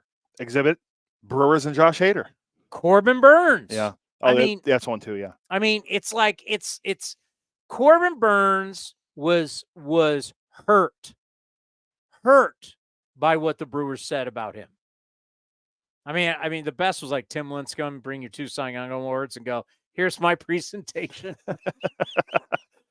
That's pretty good. Tim Lincecum was an interesting guy. I liked Tim Lincecum. I did. I liked Timmy. He was an out. I remember we were one time in spring training when I was at 95.7 the game. We're interviewing him, and we're taping it in the clubhouse. I mean, he's cursing. Like, it's like, even though it's like, this has to be, we're going to have to bleep all this. He didn't care. Like, Tim Lincecum was in his own world. I always liked Tim Lincecum. But when you think about that, it's like, you do not want to, the process, and the A's have always, they don't want to go to arbitration. The Hader thing and the Corbin Burns thing, yeah. That's topical, but it's happened throughout time. Like, you go to arbitration with a guy, he's gonna leave there hurt. He's gonna leave there hurt because you're saying why he doesn't deserve the raise that he wants. Well, because he doesn't do this and then he doesn't do that. And you don't think the guy's leaving there going, I bust my ass for these SOBs, and this is how they feel about me? Because they have to then circle back and go, no, we really don't really feel that way. No, that's not how it works, bro. You aired the dirty laundry. This is what you think my deficiencies are, right? I mean, it's like if we went to arbitration with Johnny Doskow, and you and I are sitting there going, man, Johnny, you're all over the place. You're a zoo. You can't find your computer. You leave things everywhere. You're late for the plane. I mean, bro, we do all that. And then all of a sudden we got to, after that, go, no, Johnny, we didn't mean all that. That's pretty good. That's pretty good, man. You're the best, Towny. Oh, man. Big win for that. You know what? I was thinking about you at midnight on Saturday night. Big win for the Buffaloes. Oh, just a great win for the Buffs. Go Buffs. What time did that game in there? Like 1 a.m.? Oh, my God. Honestly, Towny, we were walking out. It was midnight. It was it's 8:20 start. And I'm telling you, I haven't been to a D1 football game, and especially a televised one, in years, and it was crazy, man. Like, there was 5-minute breaks, 6-minute break. It's crazy. So I wonder how these players can get momentum, how the team gets momentum with this. But it was great win for the Buffs, 5-2 now. We are playing. I could say I'm an investor. Yeah. We are playing good football right now. So yes. So Parents' Weekend. How was it? How much fun did you have with your daughter? Boulder, obviously beautiful this time of the year. So much fun, and great to see her in her element with her roommate and just walking around. She's in a hiking club.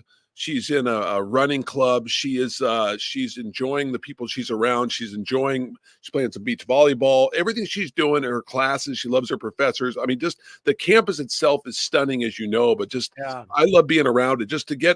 I was there from Wednesday to Monday, and I asked her, I said on Saturday, I said, I hope this isn't an overstay. I said, I'll stay out of your way. I just want to see this thing for a week. And she was all for it. She got her work done, but man, she is having the time of her life. You know, high school was okay for her, but college is kind of all about her. She loves everything about it, and meeting all sorts of people with with different interests, same interests, and from all over the country. So it's just great for her to get this experience. And I as a parent, I couldn't be more happy that she chose Colorado, and happy with her and proud of her for just embracing this whole college experience. It's been awesome. So there's a lot of beautiful campuses and there's a lot of beautiful towns.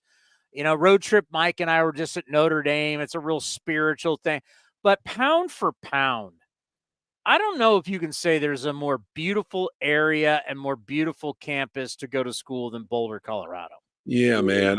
Towny, exactly. Just the mountainous range, just everything about it. And it's funny when you come off when you're on the freeway and you come down and you see in this bowl, you see this beautiful campus and the brick and the trees. It's stunning. And she is feeling all of that. She's loving every minute of it. And she'll FaceTime me from where she's studying. Sometimes she'll be on the grass. She goes, look at this place. She's just in awe of it. So it's been really cool, Towny. She loves it.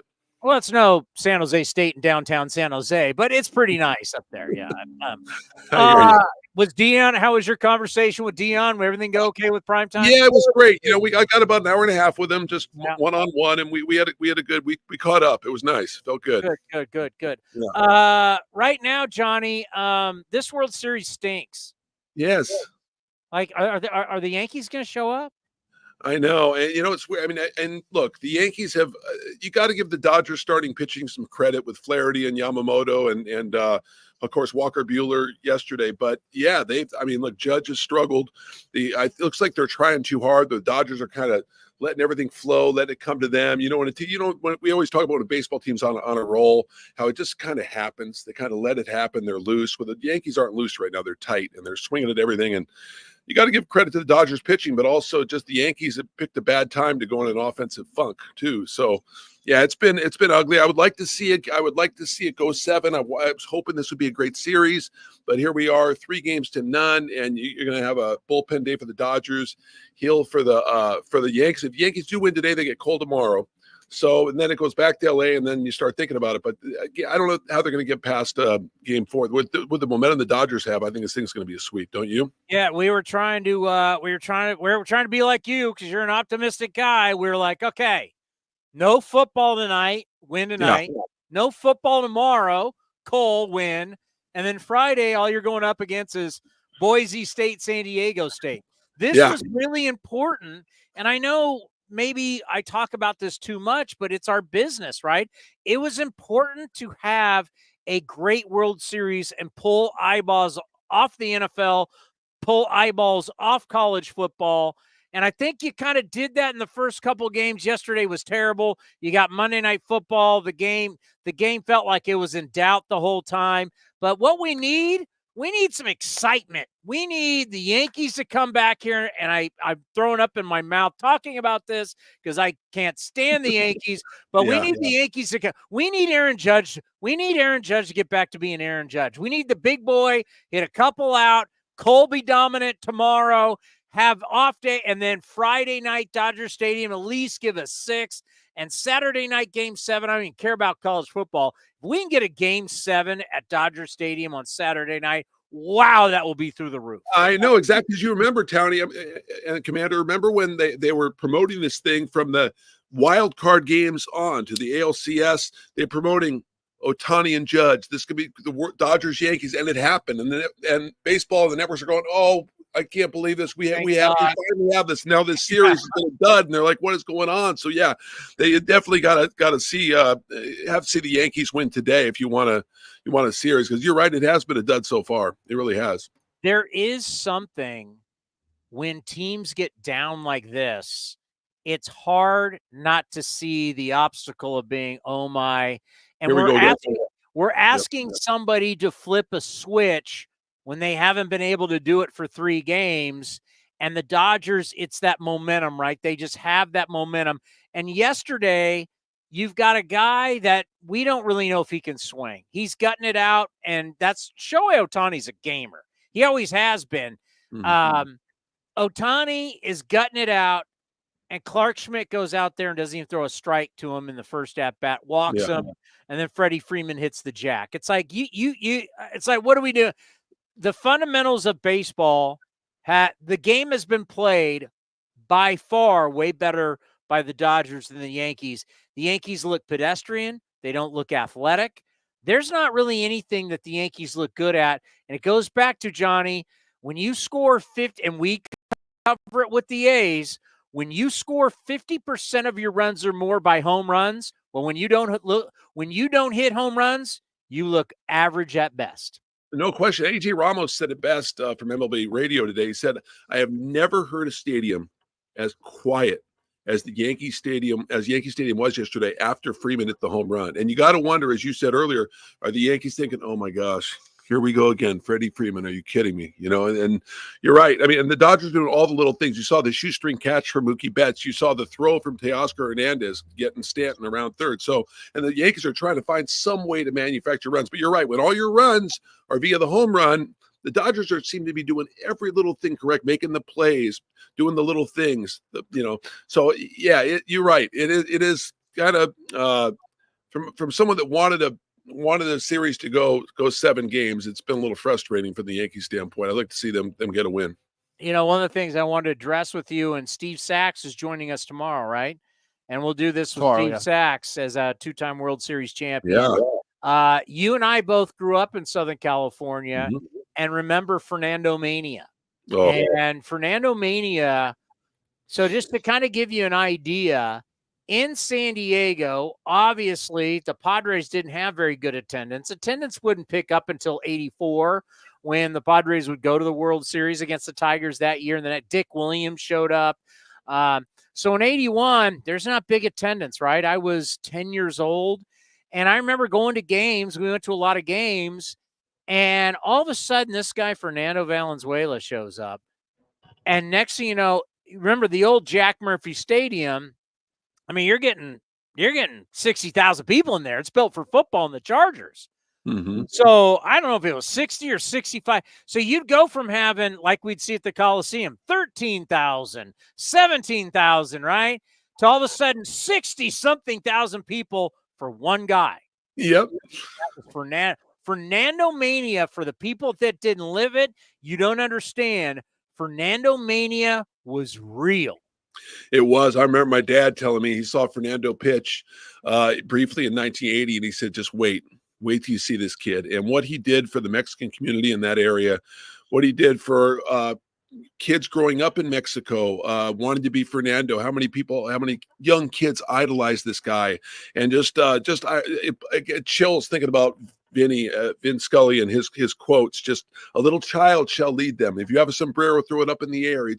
Fernando Mania was there was nothing like it. And I have chills right now.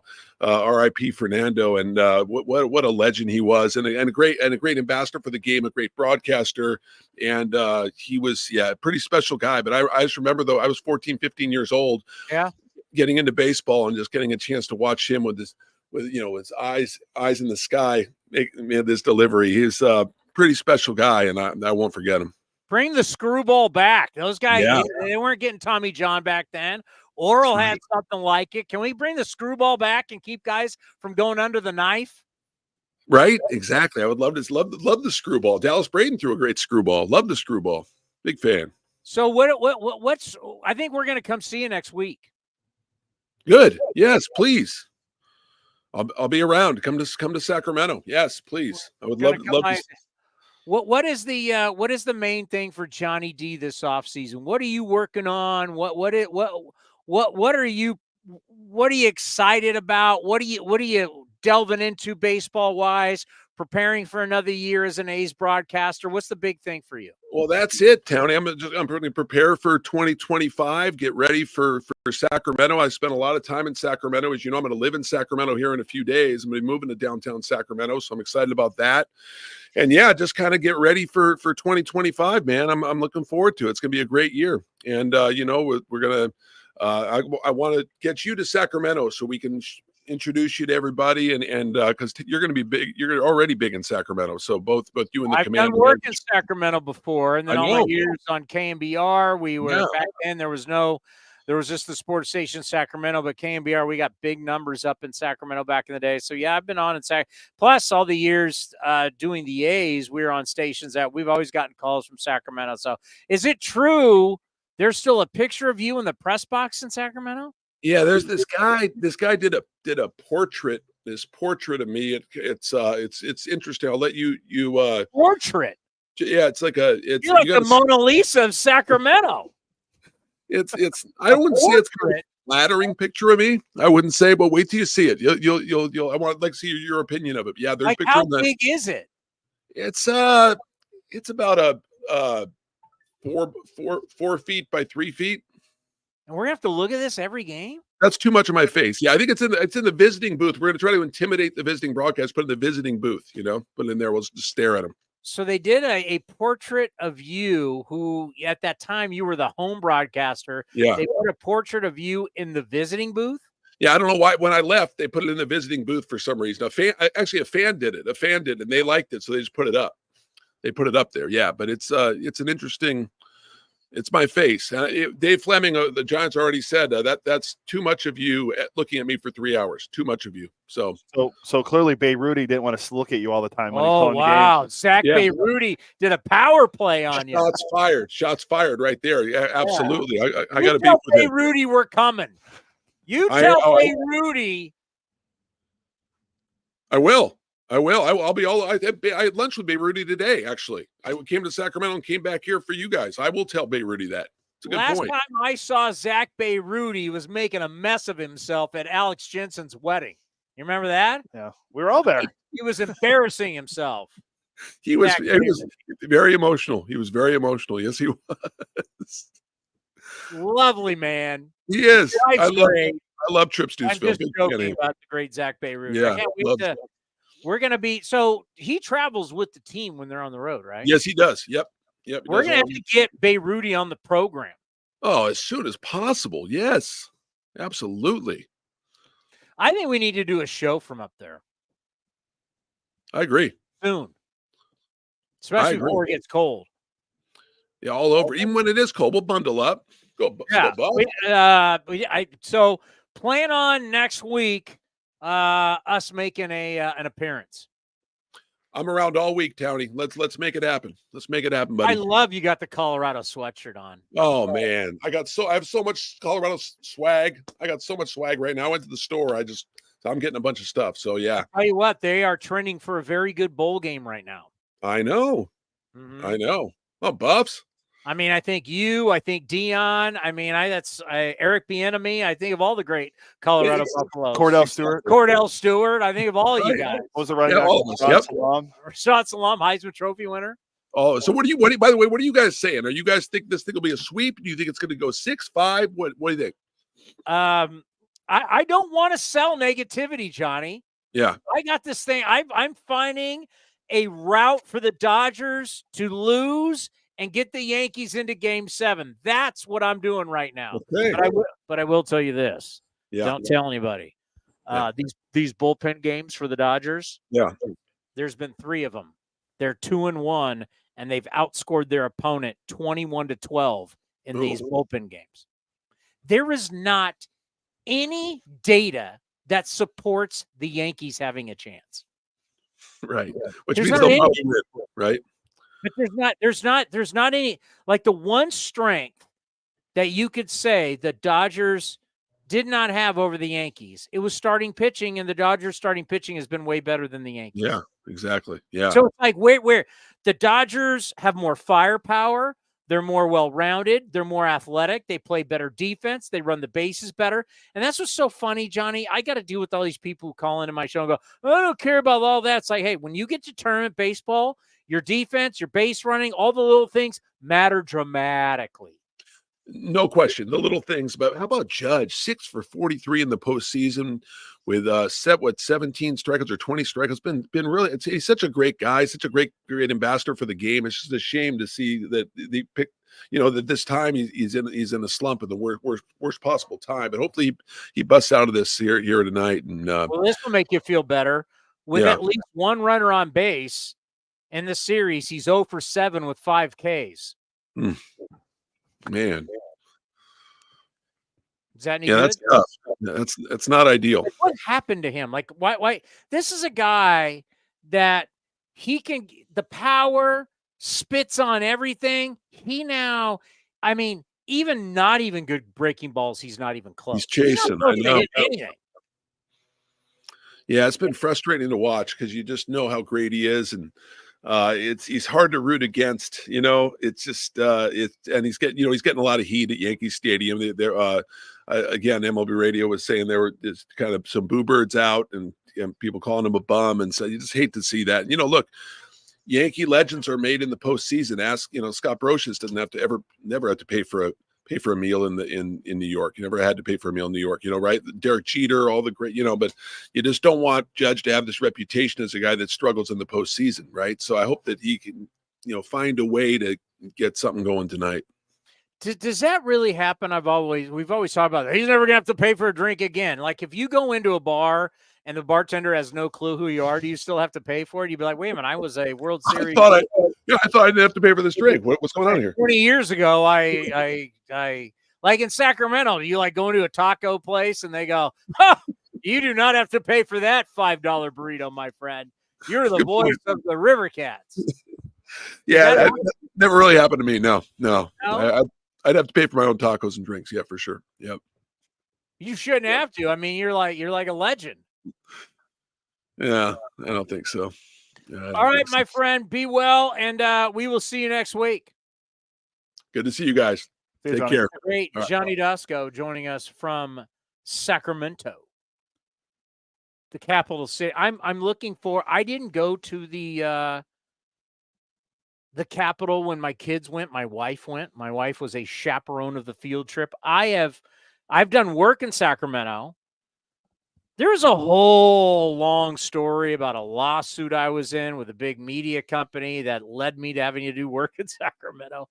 I'm not supposed to talk about it. I think it's been a long time. They wouldn't care. But anyway. Statute of limitations. Anyway, I have worked in Sacramento. I have done shows from what was once Sports 1140 KHGK. Now it's Sacktown Sports, I believe. Yeah, Sacktown Sports. Of course. So from those studios, I have done shows from those studios. I was looking at the Kings schedule. They lit the beam for the first time last night. And of course, the Kings stink? Of course, they're 1-2. It's early. I looked at the schedule, and of course, the day that we're talking about going there, the Kings play the day before and the day after at home. I hear their arena's awesome. It is. I went to a game a couple years ago. It's fantastic. It was voted the best arena in basketball by, I think, ESPN did it. It was them, Madison Square Garden, I think Chase Center in San Francisco was third. Are the Warriors and the Kings going to be any good? The Kings will be, yes. The Warriors will see. Ooh. Well, Steph's hurt now. Ooh. Wiggins isn't playing tonight. What about Clay? He's in Dallas. What? He's no longer on the Warriors. Draymond's icing up his knees after 3 games. Oh, boy. Father Time never loses, my friend. Father Time's undefeated. It never loses. Yeah, so Dallaire invited you. I didn't get the invite? I guess not yet. I'll just invite myself. I'm looking forward to going up there and checking it out. I've never see what our digs are going to look like. I've never seen the ballpark. I've only been to the Kings Arena. I have a feeling it's going to be better than some of the places we have had to broadcast from. Oh God, being outside the stadium and then put into the bunker. What was that thing that they storage area we had to be in? Where? Or you weren't there. It was me and Bucher. Oh my God, I've been to some horrific places. But anyway, yeah. So we'll go up there next week. Check it out. Hopefully, we're going to have a long series and we can be on tomorrow and we can be on Friday. But if not, we'll get back to our pro. What are we going to do every Monday? Yeah, I think that's what we decided to do. Yeah. Yeah, we'll do a couple hours every Monday. Keep you updated. Like, the whole thing with the Rays is getting fascinating. Like, they want to have a decision by Christmas on where they're going to play and what they're going to. It's just, this is going to be really hard. Yeah, no, I couldn't remember if it was November or December when they said they wanted to have a decision. Christmas, they want to have it done now by Christmas, according to the commissioner. Like, what are the Rays going to do? Will it happen while we're in Dallas? Well, that'll be the breaking news that happens while we're there. Juan Soto, is he going to get $600 million? Really? What did Hembo say? 14 for 658, so it was like $47 million a year. Yeah, he worked out some crazy math thing that made you go, oh, okay, but yeah, I don't know. Is Juan Soto better than Aaron Judge? Well, the age is dramatically. Yes. The thing that you swallow, kind of like Machado and Harper, is they're signing at an age where you're getting a lot of their prime. Is Juan Soto better than Bryce Harper? Because Harper signed when he was like 26 or 7 also.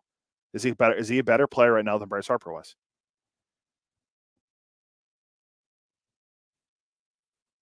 If you take the walks away, no, I'm close, right? Yeah. Harper, now looking fast forward, now Harper's a finalist for a Gold Glove at first base. I mean, you look at Machado. Machado's going to the Hall of Fame, whether I like it or not. Machado's going to the Hall of Fame. Machado is a numbers and has been putting up numbers for a long time. I'm pretty sure Harper has the second highest selling jersey in baseball behind only Towny.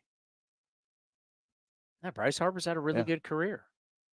He's been in the forefront since he was 16 as a high school kid playing in Nevada. Well, also what will if we're going to play the game of hold on.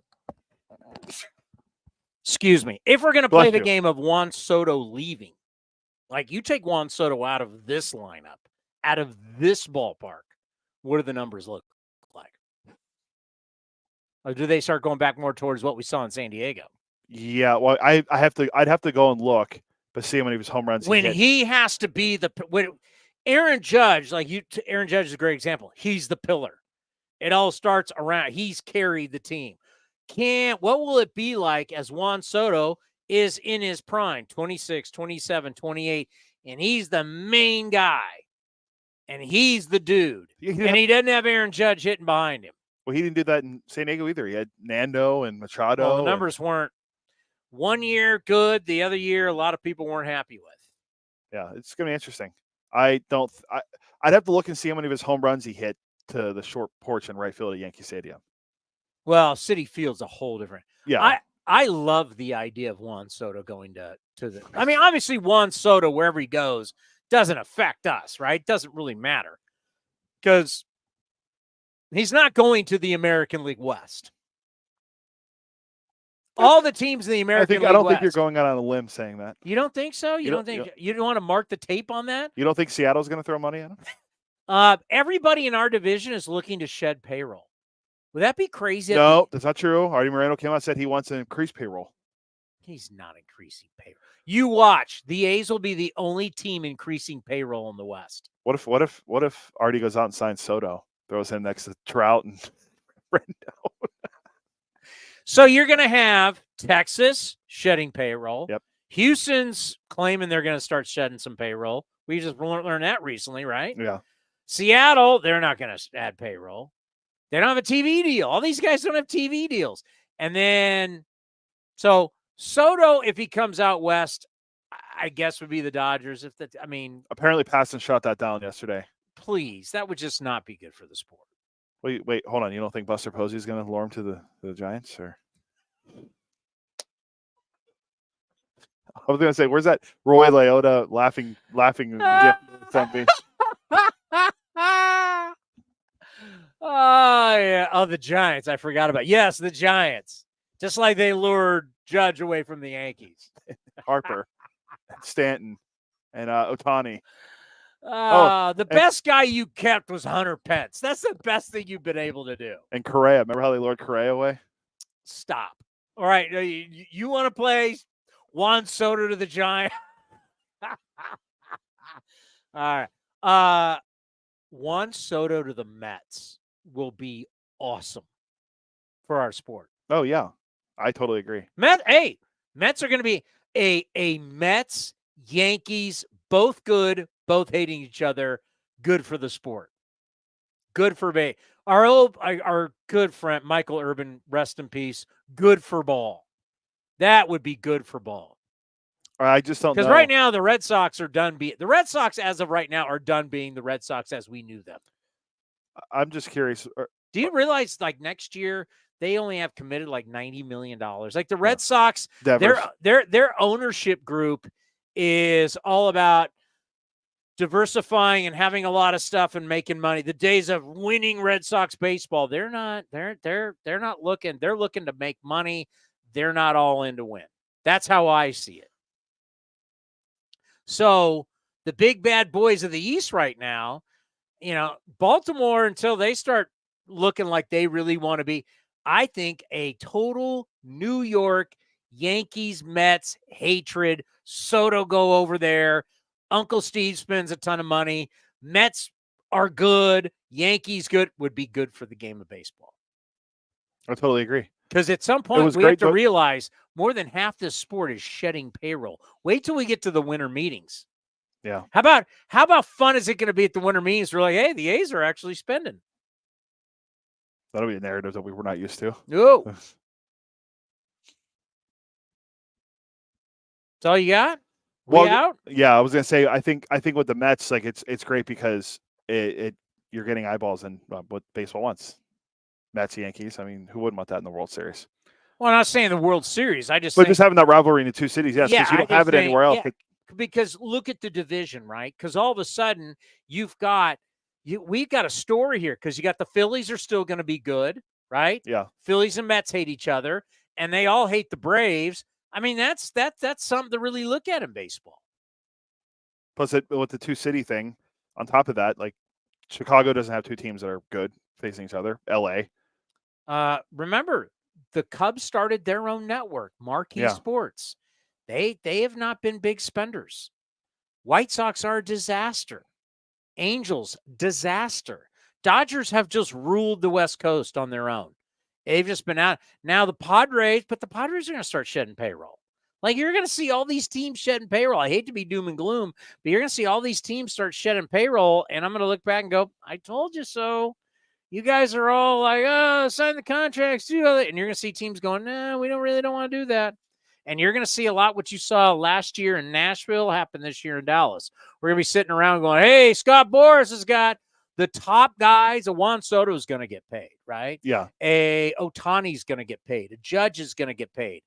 But Blake Snell. But the rest of you dudes, Blake Snell, good luck on that. Yeah. Good luck. Is he going to get better than he was getting $32 million this year? Is he going to get? Is that $200 million deal coming for him? No, he's Is he going to get higher than $32 million a year? Probably not. Is someone going to come in 1 year $42 million, knowing that you're not going to get a whole lot of innings out of him? We'll see. But it's about the World Series tonight. Can your boy Aaron Judge and the Yankees step up and get a victory? For the sake of us, I hope so. That's not very confident. I'll say, as a baseball fan, I want to see the Yankees get swept. Are you wearing an Aviator shirt? Yes, I am. And I got the Renegades, Road Trip Mike and the Renegade shirt going today. And I have my Aviators, Fran Reardon. Supporting, and Fran, we trust. Bills are hot. All right. Yankees win tonight. And we're talking about a Game 5 and Gerrit Cole. We have a good guest list tomorrow, too. We got Steve Sachs, two-time World Series champion. We have Ned Colletti, who we're going to be talking to in a few minutes. The great Ned Colletti. And then we have Scott Miller he's been covering the World Series as well. Big show tomorrow at 1 o'clock. Enjoy Game 4 of the World Series. We'll see you right here on A's Cast Live. If you haven't been to the Chicken Pie Shop in Walnut Creek, what are you waiting for? You're going to love the new menu, and it's a great place to watch all the pennant race action and the upcoming NFL and college football seasons. Come taste their world-famous chicken pie that has been served in Southern California for 86 years. Spacious indoor and outdoor dining, perfect for your next corporate party or birthday celebration. Don't forget free parking. For more information, go to chickenpieshopwc.com. That's chickenpieshopwc.com. There's a lot more than golf going on at Cinnabar Hills Golf Club. Sure, there's 27 picturesque and challenging holes of golf, but there's so much more. Saturday, November 16th, it's their second murder mystery dinner, the most wonderful crime of the year. Come dressed in your best ugly Christmas sweater and enjoy an evening of fun, mystery, and delicious food. Reservations required. If you're in charge of the office holiday party, Cinnabar Hills is the perfect venue. And for new clients, book your party before November 30th and get $1,000 off the venue fee, minimum 50 guests. Getting married in 2025? Cinnabar Hills has dates available, and they would love to host your special day. Book before December 31st and receive a complimentary chair upgrade for up to 150 people and complimentary cake cutting fee. There's a lot going on. The murder mystery dinner November 16th, your office holiday party, or the site of your perfect wedding. And the golf's pretty darn good, too. For more information, visit CinnabarHills.com. Cinnabar Hills Golf Club. Silicon Valley's premier golf and event destination. This has been a presentation of The Athletics.